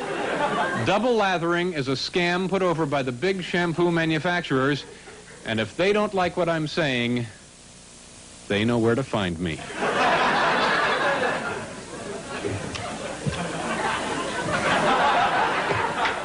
Letter number 3. Now, I don't want you to think that all we get is silly mail here. Letter number 3. David, is the blonde girl still on the show? I would like to know, is she married? And I would like a picture of her. I would like to see her on your show again. David, I like blonde. I would like to see more blonde on your show. Once again, our good friend, Donald Parker. And yeah, if you want to come to New York, I think we can probably set up maybe a double date and a weekend in the country and, you know, just let nature take its course there, Donald. Letter number 4. Dear Mr. Letterman, I have noticed on several occasions that when you remove your jacket for one reason or another, that you have got some kind of box with a wire sticking out that has been taped to your back. Is this some kind of battery pack to keep you going, or is David Letterman really a remote-controlled robot? Yeah, I don't know. I honestly don't think that I've got any sort of thing taped to my... Oh, my gosh. What the hell is this thing? Oh, geez, it's ticking. You guys hit the dirt. Oh!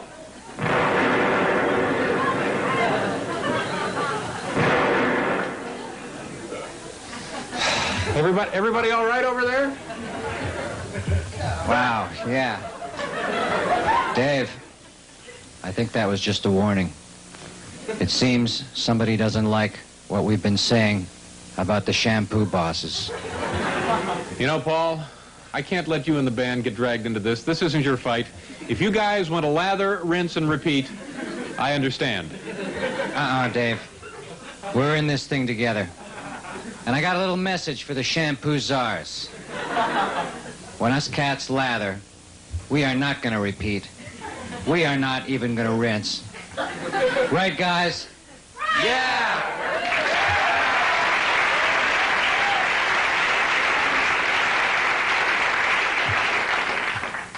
Thank you, Paul, for that vote of confidence. Are we still in viewer mail? Is that where we are?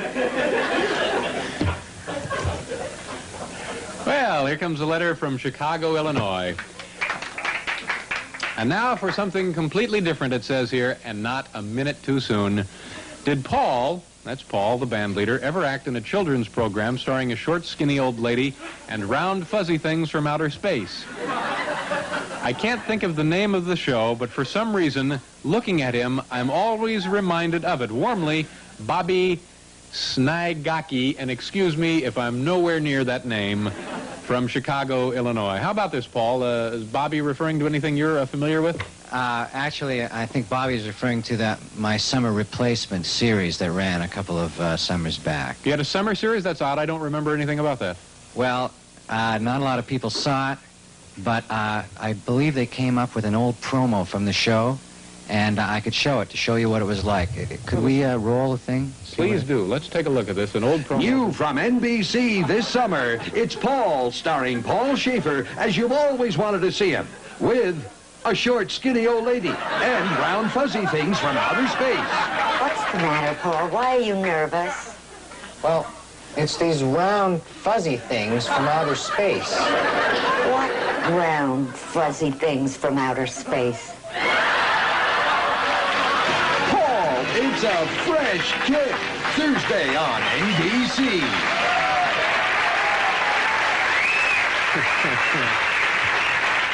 What a show. What a show it was, too. We have to get moving on here. We'll be right back after a commercial with burlesque comic Maxie Furman.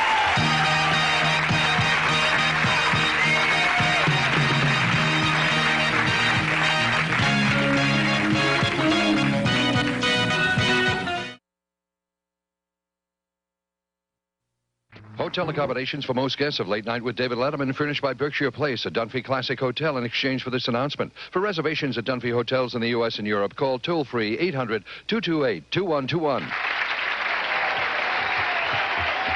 Thank you very much, Bill.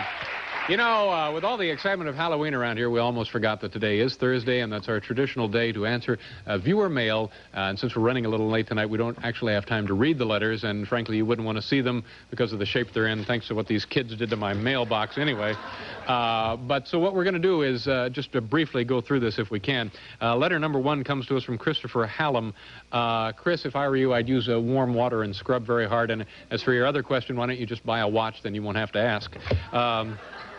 Letter number 2, this comes to us from Mary Baguki of St. Louis. I hope I'm pronouncing that correctly. Oh, Paul, this is a question for you. What did you make of this letter from Mary?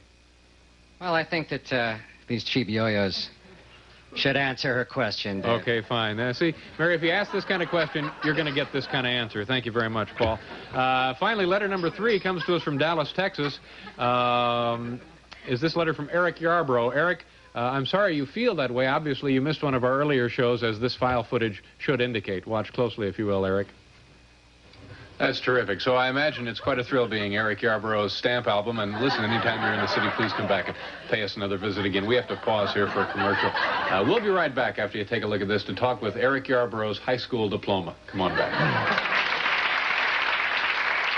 There you have it. I hope you enjoyed this abridged version of Viewer Mail tonight. At this time, I would like to thank everyone who was here, not the least of which is our fine studio audience. Thank you, ladies and gentlemen.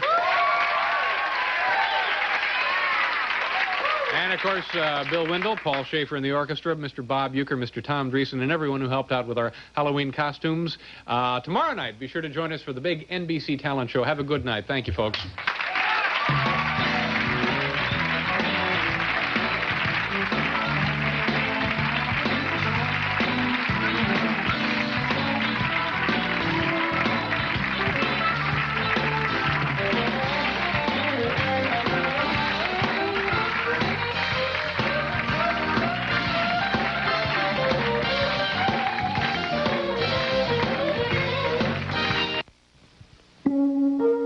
Prince Charles of England, tomorrow morning on Today.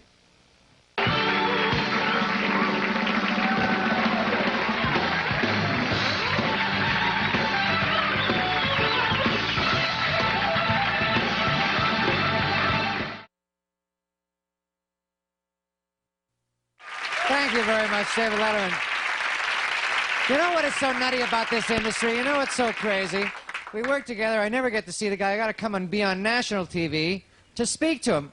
How are you? Fine, Paul. How are you? Nice to see you. Nice Have to a see great you. show, really. Thank you very much. Let me just mention that one of the best things about this show, night in and night out, is our band, Mr. Paul Shaffer, Hiram Bullock, Will Lee, and Steve Jordan, and we're very happy to have those folks. They are a great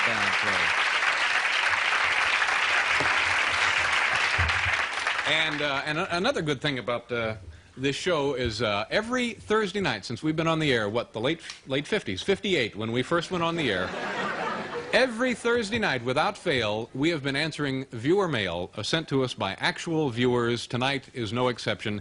Let's get right to the first letter, shall we, please? Dear Mr. Letterman, I am one of your biggest fans. I am 13 years old, and I live in Bridgewater, New Jersey. There aren't many David Letterman fans around here, but the people who are your fans are big fans. My favorite show was when you were in the taxi in the city with the dinner music, mints, and wine. I watch your show whenever I can stay up late. I am writing this as an English assignment. Sincerely, Bruce McDonough, Bridgewater, New Jersey. Well, Bruce, I want to thank you for this letter, but as far as the English assignment is concerned, I'm going to have to give you an F. And I think you know why, Bruce. Your letter was copied word for word from the World Book Encyclopedia. Take a look here for yourself. Volume L, page 190, upper right-hand corner, just above lettuce. Take a look. Yep. I am one of your biggest fans. I am 13 years old. It goes on and on. I'm disappointed. I know Paul and the band are disappointed. And your parents must be sick about this, Bruce.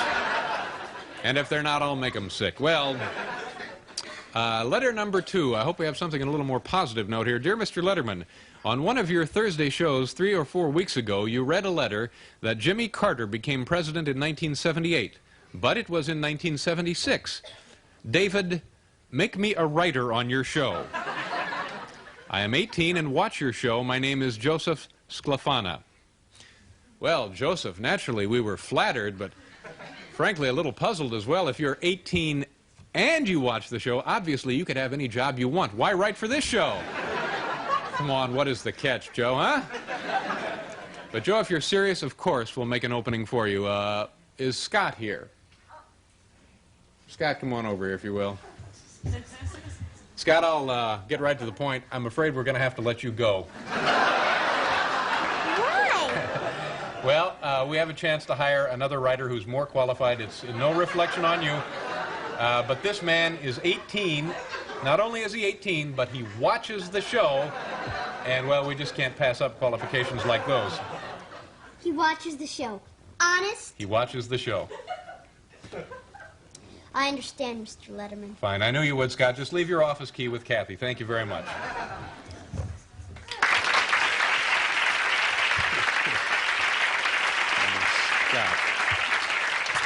And finally, letter number 3. Dear David, this letter, I hope, will open your eyes to the fact of you need a larger chair. Poor Willard Scott, meatball and divine. Yeah, those were the original Stooges, weren't they? Willard Scott, meatball and divine. And, stuffing themselves into your chair could prove to be really embarrassing, don't you think? Please get a bigger chair for your guests. Sincerely, Joan Marwez, Miami. Well, Joan, I think you're overstating the case here. I've never heard one word of complaint from any of those guests that you mentioned.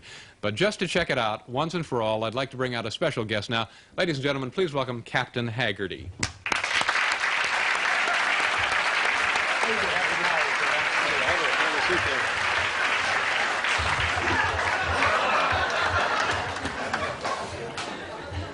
What do you think? Is that, are you comfortable, Captain? Yes, David, I am.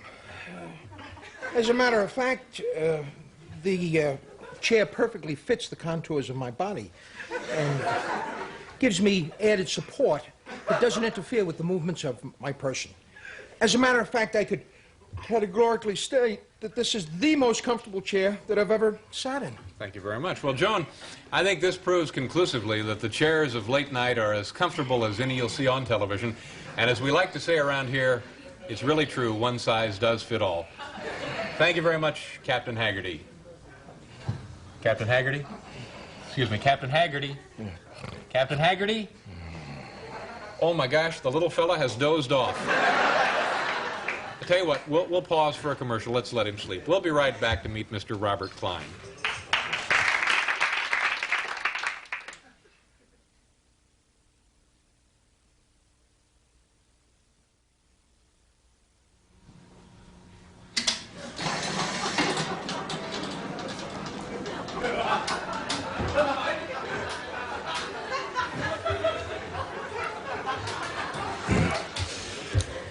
My first guest tonight is a, just let the man sleep, very talented person. He's been on this program many times before, and it's always a pleasure to have him back, which is again tonight. Ladies and gentlemen, please welcome a talented young fellow, Mr. Robert Klein.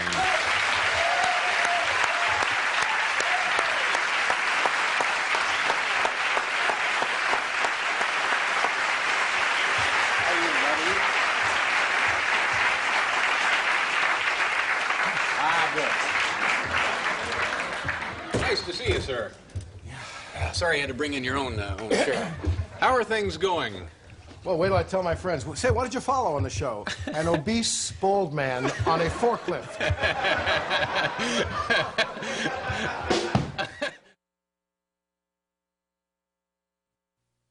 hello to Paul Shaffer, if you will, ladies and gentlemen. Mr. Paul. Yeah.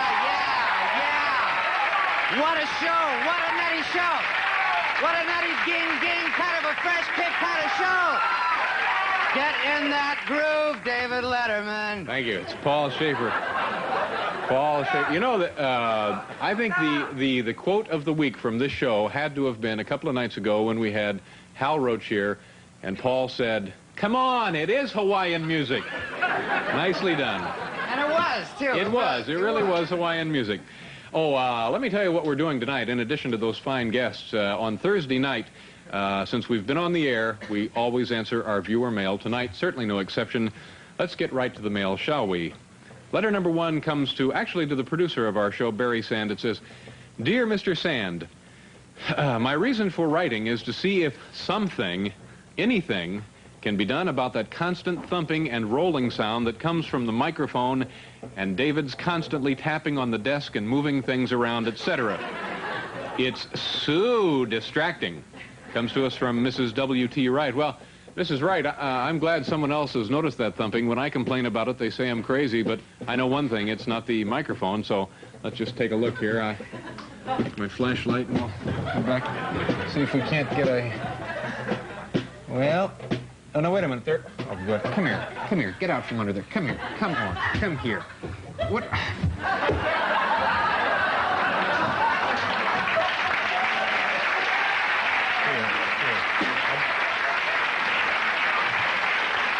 Don't go under there again. These are my belongings. Stay out from under my desk. Just go over there and hang around with your friends, the musicians. Just... Well, I certainly hope we've solved that for once and for all.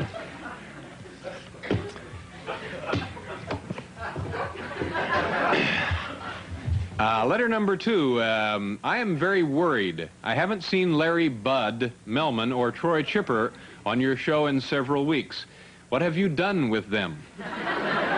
There are few actors as talented as Larry B., and frankly, without him, your show just doesn't reflect that high quality of professionalism that seemed to just exude from Larry Bud.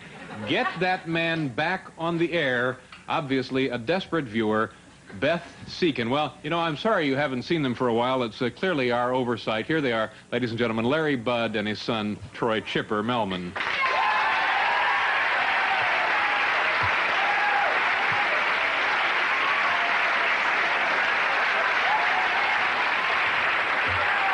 Thank you, gentlemen.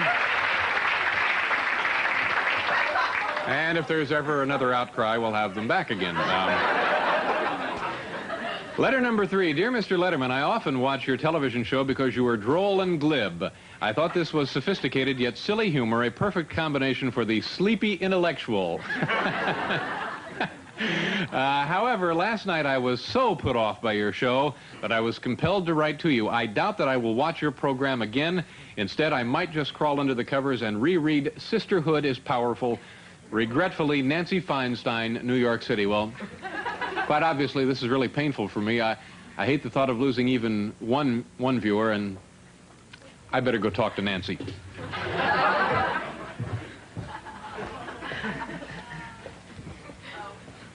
Nancy? Nancy? Look, I know you're upset, and Nancy, I can explain. Could you just say something? Come on, Nancy. Come on, now get out from under there. And Nancy? Come on, Steve. What are you doing in there? What are you doing in there? You yelled at me. All right, fine. Go back over and sit with the band. Oh, good heavens. Show has certainly taken a dangerous twist, hasn't it? Letter number 4. Hello, Dave and folks. I'd just like to say how much I enjoy your terrific, wonderful, stupendous, unparalleled show. But now to the main topic of my letter. For as long as your show has run, you have neglected to feature the considerable talents of one man, a man whose musical talent, high jumping ability, and razor-sharp comedic wit have made him a legend in his own time, the one, the only, Mr. Will Lee.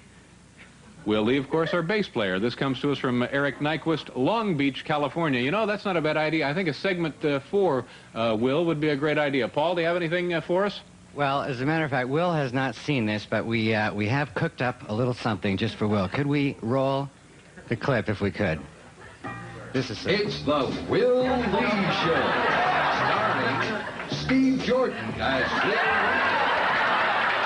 Also starring David Letterman as Mr. Cranberry. Wait a minute, hold it. Just a minute, Paul. Why is it that Will is not even in the Will Lee story? Well, David, you've been yelling at Steve so much that we thought we would let him star in the Will Lee Show. It's the stupidest thing I've ever heard. I think Steve is just trying to get on camera. No, Dave. I think you're wrong about Steve, Dave. I really do. Well, I certainly hope so. Letter number 5. We're only going to do a couple of dozen letters tonight, so we're up to 5 already. Dear David, do you think it would be possible for us, the television viewing public, to see what Steve Jordan, your drummer, really looks like? Every time we see him, he's always stuck behind the drums. What's the story behind his career? How did he get to where he is today? Right back soon. And when you're in Queens, don't be such a stranger. Your pal, Philip Finelli. Well, you know, we never really received a letter asking about Steve Jordan, our drummer, before, and frankly, we were a little suspicious, so we compared handwriting samples. Now,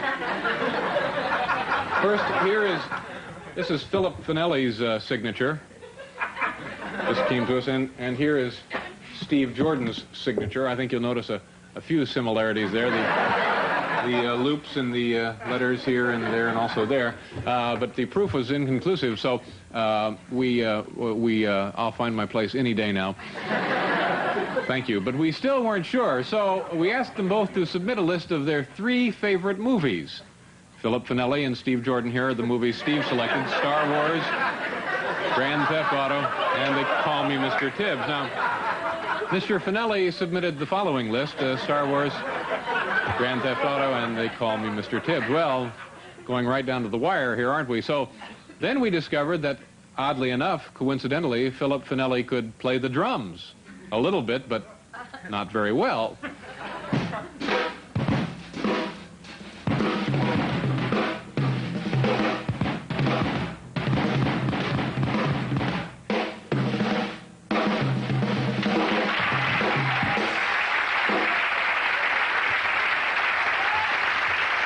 Very nice, Steve, very nice. And I think we owe you a big apology. We're going to pause. We'll be right back. Merv Griffin and Captain Beefheart are here tonight.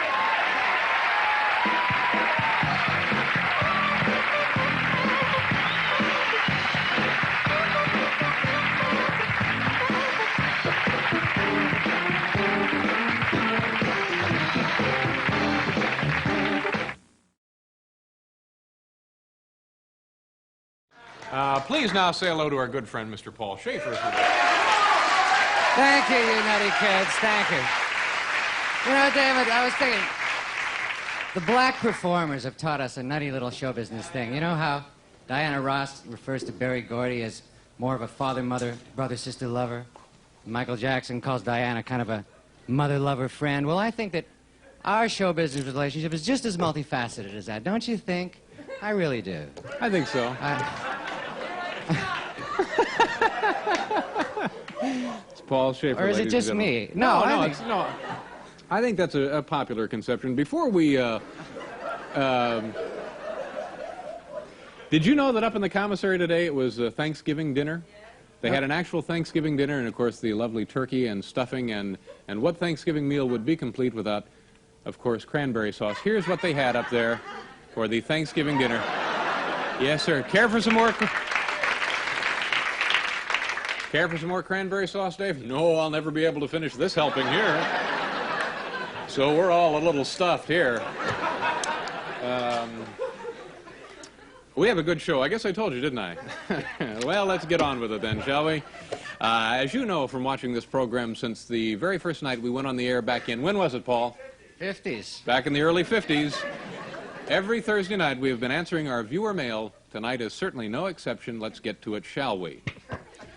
Dear Mr. Letterman, while watching your program this evening, I happened to be thumbing through some of my albums when something interesting happened. I noticed the names of Will Lee and Hiram Bullock on one of my Spyro Gyra albums as members of the group.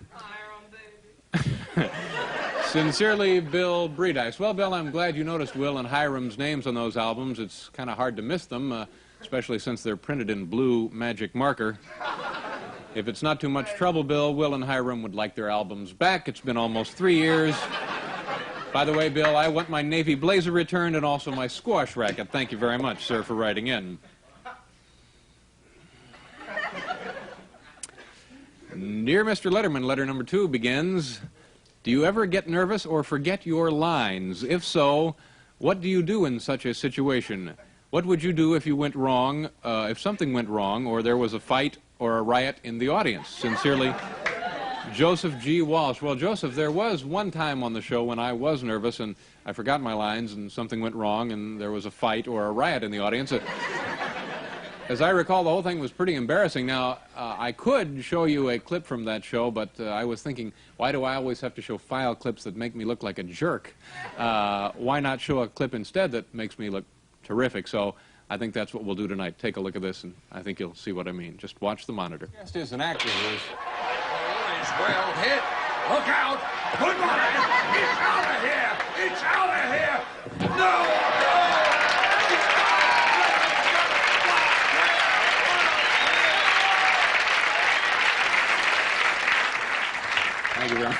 Thank you very much. I think you'll have to admit that was quite a catch. Dear Mr. Letterman, letter number 3 starts out, my husband watches your show religiously, and I like it too a lot, or a lot too. The only problem is Jim, my husband, always eats a big bowl of ice cream while watching late night.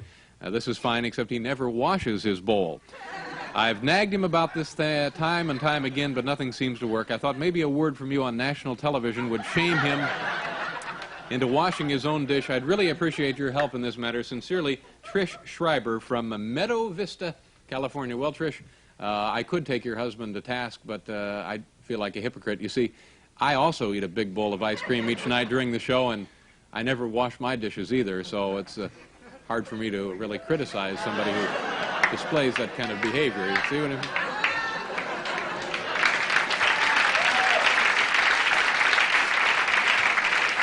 I tell you, you really got to clean up that Yeah, mess. I know. I'll get to it. Thank you, Paul. Letter number 4. Dear Dave, I was watching your show recently. An awful lot of work there, folks. Dear Dave, I was watching your show recently and noticed that you have a different chair at your desk. Now, this is interesting. We have a really observant audience. Why was there something wrong with the old one? The letter goes on. I will not be able to relax until I know the reason for the changing of the chairs. I feel that you owe your viewers an explanation for this. Well, Brian Grossman, Bayside, New York, I think you're right, Brian, and I'll show you why we had to change the chairs, but I warn you, you may not believe what you are about to see, but here it is nonetheless. File footage. Shortly after the radiation leak in the studio, my chair began to grow to giant size. What do you suppose could have caused this, Jimmy? I'm no scientist, Dave. I'm a technician. But I have a hunch it's the radiation.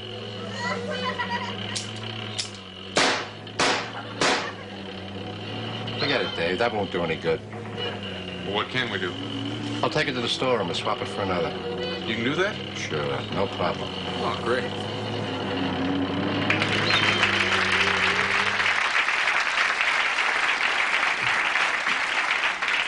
Everybody on the show tonight gets free cranberry sauce, ladies and gentlemen. Yes.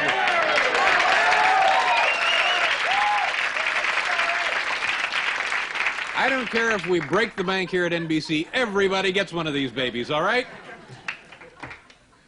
We'll be right back with our good friend, Pee Wee Herman.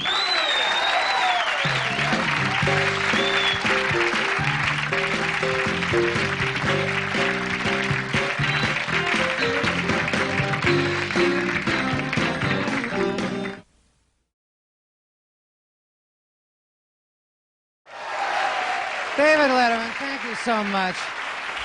You know what I was thinking? Thank you. You know what I was thinking? How fortunate we are to be in an industry where we get so much from the audience. We get so much from them, and that's why we got to take advantage of every opportunity to give a little bit right back to them, and I know you want to do a little of that right now. Take it, David Letterman. I love you. Yeah, you mean give a little bit back to the audience? Yeah, take it. Yeah, okay. Thanks, Paul. Oh. Well, actually, this is not Thursday night. It's Friday night, but once a week, rain or shine, regardless of the circumstances, we like to respond to our viewer mail, and it's a tradition, custom here. We've been doing it ever since the early 50s, wasn't it, Paul? And tonight is no exception. Our first bit of mail comes to us from Mr. David Feldman. It says, Dear David Letterman, I am a student at Syracuse University. One of my professors says that television has the power to control the way we think. Do you buy this, David Feldman? Geez, does television have the power to control the way we think? David. Gosh, Tell that man he's wrong. Do it right now. You heard me. Tell him. Are you going to defy me? Just crazy. Of course, it's crazy. Television doesn't have that kind of power. Letter number 2. Dear David Letterman, we have been following your career for quite some time. You're doing well. Please send $5.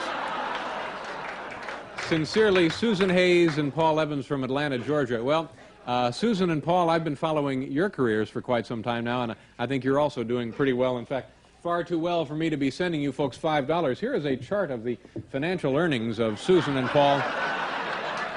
Letter to Merv Griffin, $7. Betty Furness, $5. Phil Donahue, $12. So David Hartman kicked in $6. So I don't think I'll be playing along. Thanks, just the same. Dear Mr. Letterman, I enjoy your show very much, although I must admit I have only been watching your show since I lost my job 2 months ago. Is there any correlation between your show and unemployment? And if so, if I continue to watch your show, will I remain unemployed? Well, it's certainly an interesting notion. This comes to us from Scott D. Lewis of Wintersville, Ohio. As much as you may love the show, Scott, I think you probably ought to do yourself a favor and spend some time looking Attention, for viewer. a job. Forget about jobs. You must continue to watch television. Watch it morning, noon, and night. Do not think twice about getting a job.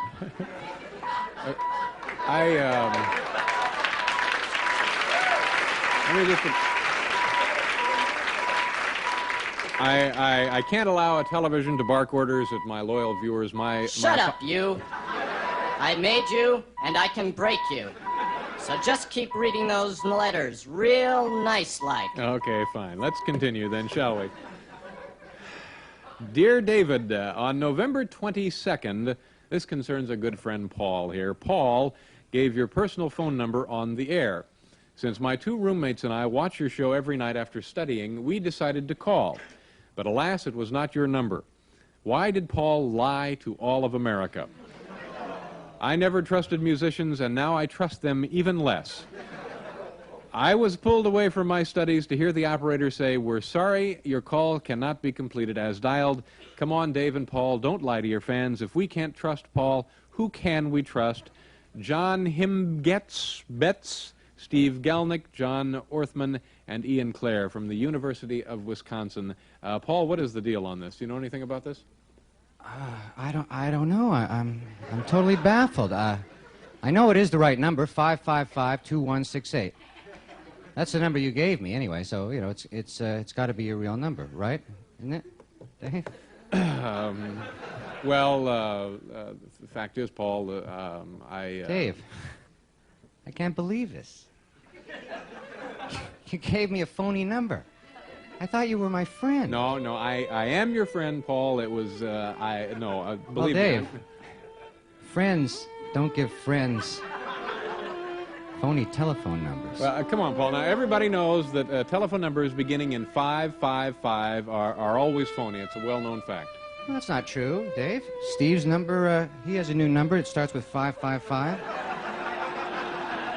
Neil's number is 555 number, isn't it? Hiram is, Oh, I get it. I see.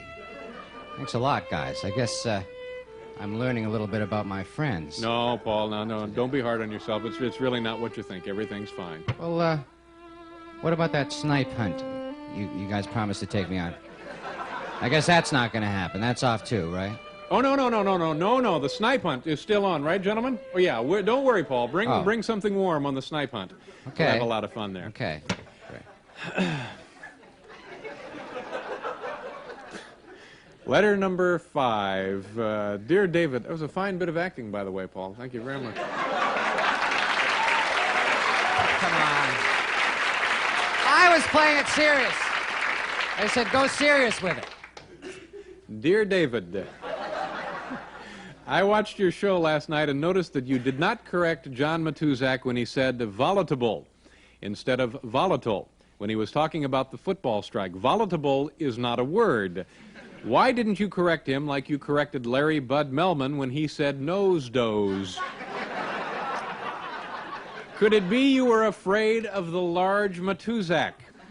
Big guys need to be told when they're wrong. Also, yours sincerely, Rita Rudd, Fargo, North Dakota. Well, Rita, you know, we were concerned about your comments, so we went to the dictionary, and as it turns out, you were wrong, Rita.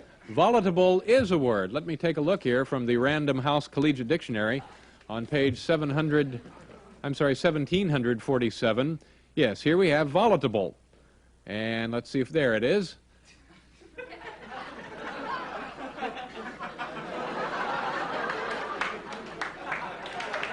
Volatile. Actually, the preferred form of the word. Rita, I think you owe John Matuzak an apology. We're going to pause here for a moment. We'll be right back with Stupid Pet Tricks.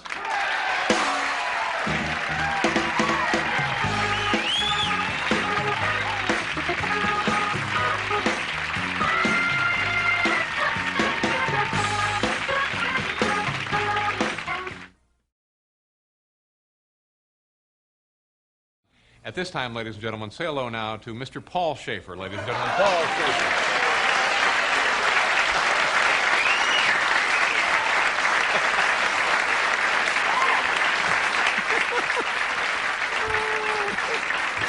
Nice to have you here, Paul. You know,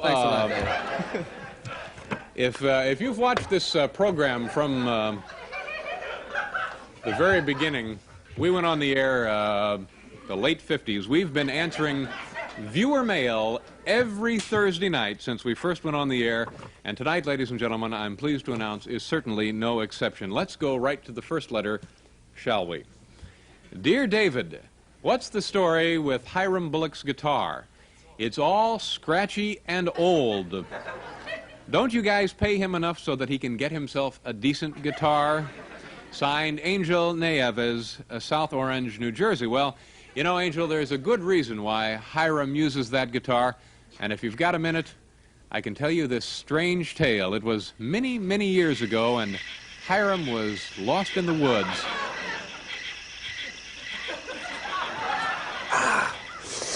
Twisted my ankle. Go get help, boy.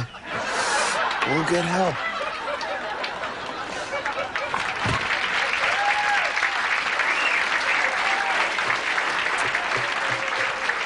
So you see, Angel, that's the guitar that saved Hiram's life. Please don't ever call it old and scratchy again. Dear David, letter number 2. I just finished my very first letter to your show, and I was wondering how many more letters should I expect to write before I can get one read on viewer mail. Sincerely, Emerson Hefner from a town in Pennsylvania, the name of which I cannot pronounce. Let's see, how many more should you write before you get one read on the air?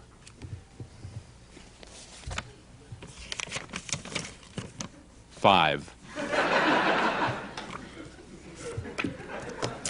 Letter number 3. Dear Mr. Letterman, you've come to the great state New York, and I've come back to my hometown. We're glad you're here, so much so that I personally invite you to come and stay a night where I work. Imagine spending lilting moments with the chemical bacteria tubs of the sewage plant. And it's signed Chuck Baldwin, Corning, New York. Well, this is interesting, Chuck, that you should bring this up, because actually I almost did spend the night in a sewage plant once. Gee, I'll never forget that. It was so long ago. Gee, my car broke down. I'll never get home before dark. Guess I'll have to spend the night in that sewage treatment plant over there. Oh my God, Hiram's guitar. Boy, am I glad to see you. Can you lead me to safety? Oh boy, if I ever have a show, there'll always be a place for you on it.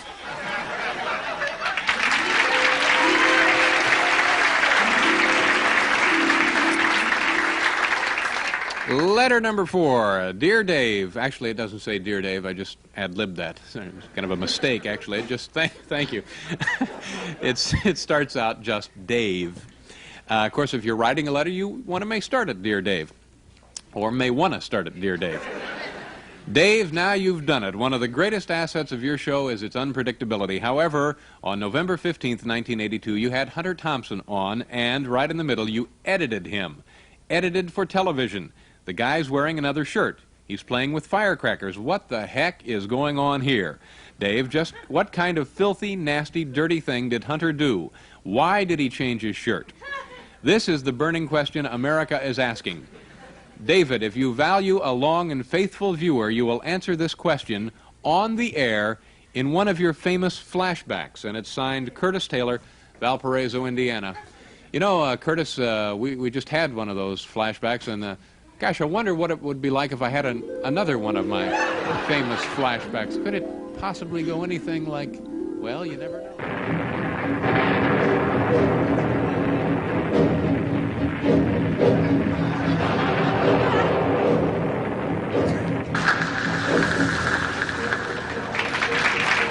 Gee, I'm awfully sorry, Curtis. I guess that wasn't much help with your Hunter Thompson question. I'm afraid I flashed back just a little too far. David, let's see, where are we now? David. Oh, yes, yes. I'm worried about all those flashbacks you're having. Maybe you should see a doctor. Oh, no, see, you're not here every night. We do these all the time. It's Really? just kind of a running joke. No, Is this the Carson show? No, I'm perfectly fine. Please, don't worry about a thing. Where am I? Letter number 5. To whom it may concern, I would indeed greatly appreciate, if at all possible, the acquisition of 2 tickets for the late night show with David Letterman for the evening of January 3rd, 1983. My lover and I will be in the city briefly, and both of us would very much enjoy seeing that show in particular. Thank you, Robert Hagewood, New York. Well, Robert, certainly we can send you a couple of tickets, but, gee, since you're coming with your lover, we can do a lot more than that. We'll make sure there's a reservation for you in the Late Night Love Lounge. I love you, baby. Yes, where you and your lover can enjoy the show from our intimate round bed with the fur bedspread and satin sheets. It's the same round bed, by the way, once used by Bachelor President James Buchanan. Now, we understand the special needs of people in love, so there's plenty of champagne and candy. And if there's anything you can't see from the Love Lounge, you can see it on our rose-tinted Cupid's monitor. Yes, we're always happy to accommodate our romantic viewers, and we wish there were more people like you who would specify in their ticket requests when they're bringing their lovers to the show. We'll be right back with actress Ruth Gordon.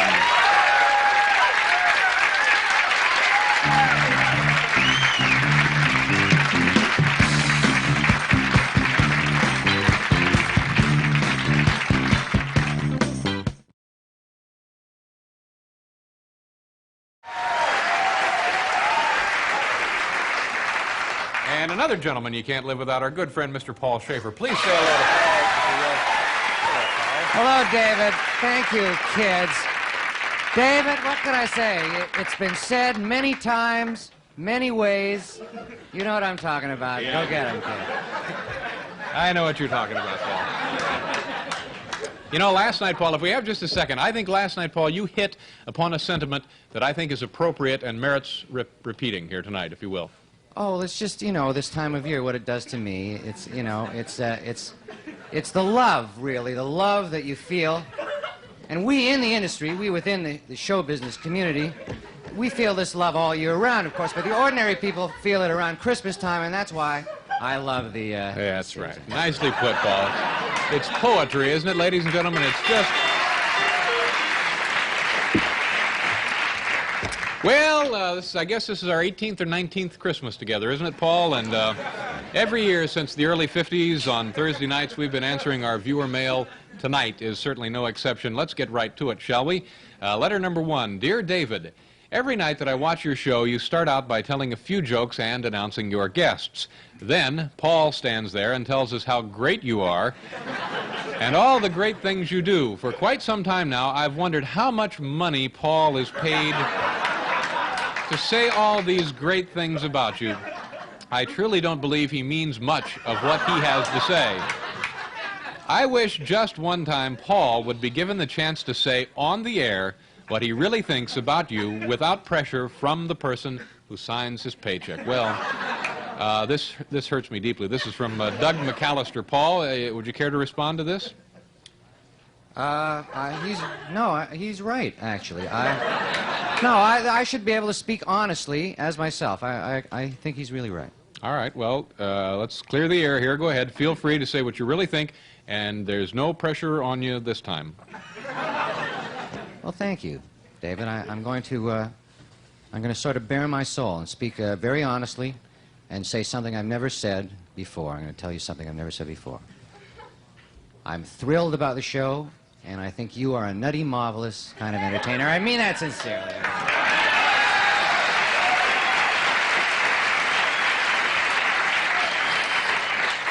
Thank you, Paul. I appreciate your honesty. Letter number 2. Dear Dave, howdy, it says. I've been watching your show faithfully for 10 or 12 years now, and I have always wanted to write a letter to you. Unfortunately, I have never been able to think of any good things to write about. I was hoping maybe you could come up with something interesting for me to say. I'll leave some space here for an idea. Yours truly, Margie Lentz, Brookfield, Missouri. Well, I'm sorry, Margie. As you know, of course, we read your letter last week on the show, but I did at that time forget to pass along your P.S. here. P.S. Please say hi to Will Lee and the band for me. Okay, Margie, Will, Paul, guys, Margie Lentz from Brookfield, Missouri says hi. Hi, Margie. Thank you for your nice note.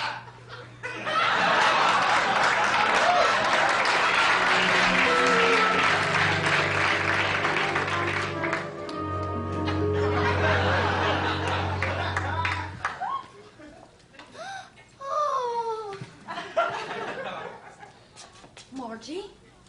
Margie? Bob, get the doctor on the phone. Our daughter just fainted. Little holiday drama taking place here.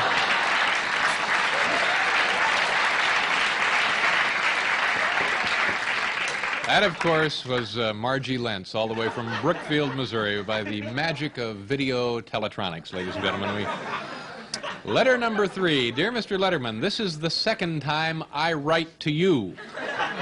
Did you receive my first letter? At least on the Tonight Show, I got a response, even though it was a tacky mimeographed form letter. I guess it doesn't interest you that your show is watched here in Mexico City. Maybe then they'll take it off the cable. Well, best regards, and hope that this time you will answer. Yours very truly, Roy Blom. Well, Roy, you know, I really am interested in the fact that Mexico City watches this program. In fact, I remember the night I first heard the news, I was reading an article entitled Cities Where Late Night is Broadcast, and sort of a strange...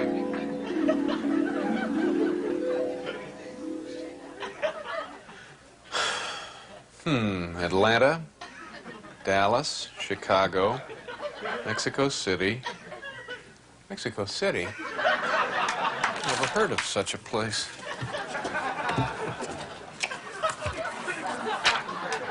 Oh, here it is, Mexico City. Oh, I'd like to learn more about this Mexico City.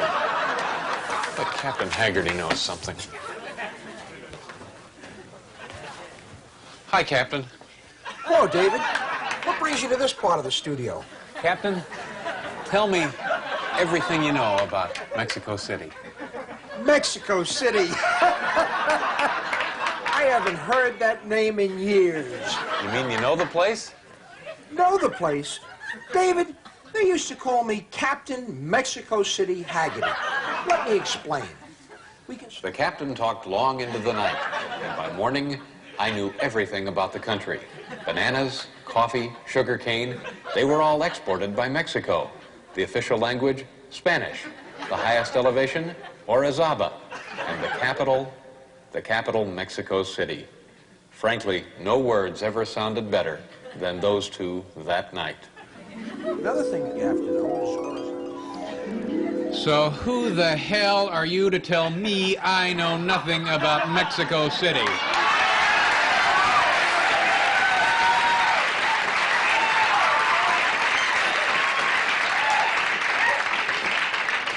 Suddenly, the festive holiday mood has turned kind of ugly. Well, finally, dear Dave, what happened to Will? Sincerely, Amy. Well, Amy, gee, I don't know what happened to Will. Paul? I don't know, Dave. He was here just a minute ago.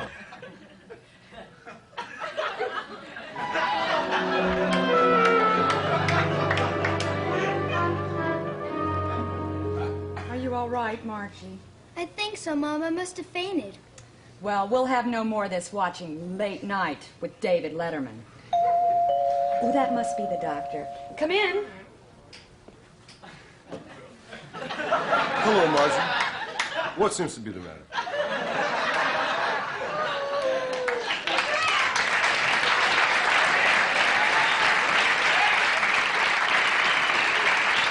There you have it, viewer mail. We'll be right back.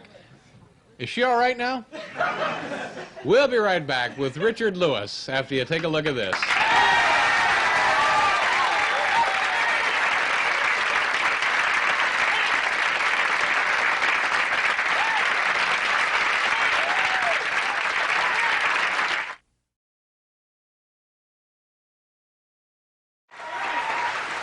And we're going to take you on a tour of specialty shops right here in New York City. At this time, ladies and gentlemen, please say hello to Paul Shaffer, if you will. Thank you very much. You know what is great? You know, I've been in the business so many years, and I never found out about this, but I just found out about it today, and I'm going to start subscribing to it. It's a sort of a celebrity, it's like a sheet that comes out every day, and it tells you who's in town. It's so interesting, as you can see down here. Celebrities in the city? Which celebrities are flying in to do what? Richard Gere is in town. He's here to do Orion's Breathless. He's going to do a little publicity for that. Mr. Gene Barry, you'd be interested to know, is in town. Arrived from the West Coast for meetings regarding his Gene Barry one-hour photo service that he has coming out. And you were looking for somebody to hang out with tonight. Bert Convy is in town. Bert Convy. He's going to be subbing for Raul Julia, 2 weeks in the show 9. So, you know, if you That's want an invaluable service, If you Paul. need somebody to have dinner with or, you know, get something from, whatever, you know who's in town. Well, that's darn thoughtful of you, Isn't that Paul. great? Thank you. And This is my new thing. We'll be consulting that from time to time now? I'm going to be looking. I'm going to subscribe to it. I'm going to bring you up to date. Who's in town? You know, Thank you. That'll be nice. Thank you very much. Paul always brings in a little something. Oh, and you know what else we do on today?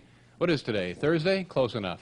Every Thursday since this program went on the air way back in the early 50s, we have been answering our viewer mail sent to us by actual viewers, and tonight is certainly no exception. Let's go to the first letter, shall we? Please. Dear Dave, it says, on Thursday nights I watch your program and become very frightened. I am very confused by your viewer mail. First, I began to wonder if this mail is read or if it has been written by your staff. Then, I wonder if my own letter is real or whether it has been written by your staff.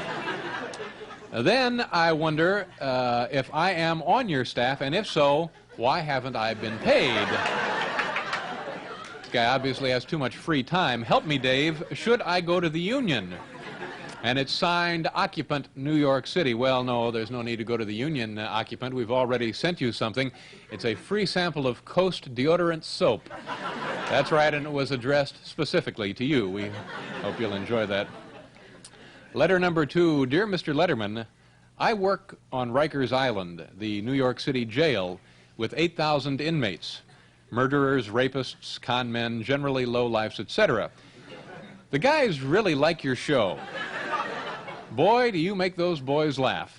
Some of the fellows were wondering if they could come and see your show in person. They all agreed to be handcuffed and promised that they won't try to escape. And this comes to us from Bob Goldman's, East Elmhurst, New York. And, you know, that seemed like such a good idea and a fair request, so we have invited 4 inmates from Rikers Island to the show, and I'm proud to say that they're sitting in our audience tonight. So let's give them a hand, shall we? Turn the camera around and say hello.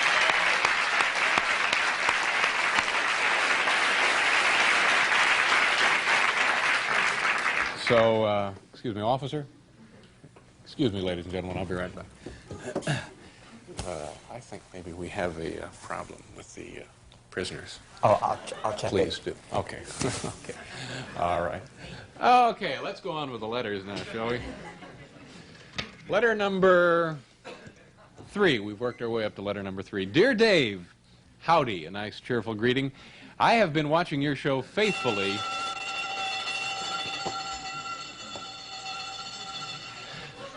I have been watching your show faithfully for 10 or 12 years now, and I have always wanted to write you a letter. Unfortunately, I've never been able to think of any good things to write about. I was hoping maybe you could come up with something interesting for me to say. I'll leave some space here for an idea. And it's signed, yours truly, Margie Lentz, Brookfield, Missouri. Well, gee, Margie, I can't believe this. It's bad enough that you haven't even finished your letter yet, but you haven't even selected a topic. Now, we ran a list of suitable letter topics on our first viewer mail segment. We're only going to run it one more time. Topics for viewer mail letters. Pictures behind my desk. Why I love Paul and the band. Why I hate Paul and the band. Who Larry Bud Melman really is, how I'm mean to my guests, flashbacks, mine, flashbacks, Paul's, why I should be on your show, what's the deal with Andy Kaufman, and is something wrong with Steve Jordan. Now, your letter will be due, completed by next Thursday's viewer mail. If you want to choose a topic that's not on the list, please write a separate letter first asking permission. That's how that's taken care of. Letter number 4. Hey, Dave, on a recent edition of You Asked to Hear It on November 30th, you inadvertently slipped on the time when your show is actually taped. At the end of the segment, there was a clock at the bottom of the stairs which said 5:40. Now you can no longer pull the wool over America's eyes, for if I saw it, do you realize how many other of your 8 million or so viewers also saw this late-night disaster? Signed, I should know, I've been there, Phil Sereno, White Plains, New York. You know, Phil, this is interesting because you played right into our hands, and I'm really glad this worked. We were naturally playing a joke on you, and it meant a lot to me because, as I recall, that particular day, I wasn't feeling all that well. Hey, Dave, up for today's show? Nah. Why not? Should be a good show. Calvin Trillin, John Sayles. I don't know. I just don't feel motivated. Phil Sereno will be watching tonight. Did you say Phil Sereno? Yeah. Oh, terrific. This is going to be great. I know the perfect joke to play on this guy. You know how he's always obsessed with the time? Of course. Let's set the clocks back so he thinks we taped the show at 5:30. Perfect. What will he fall for? Are you kidding? He'll probably write us a letter.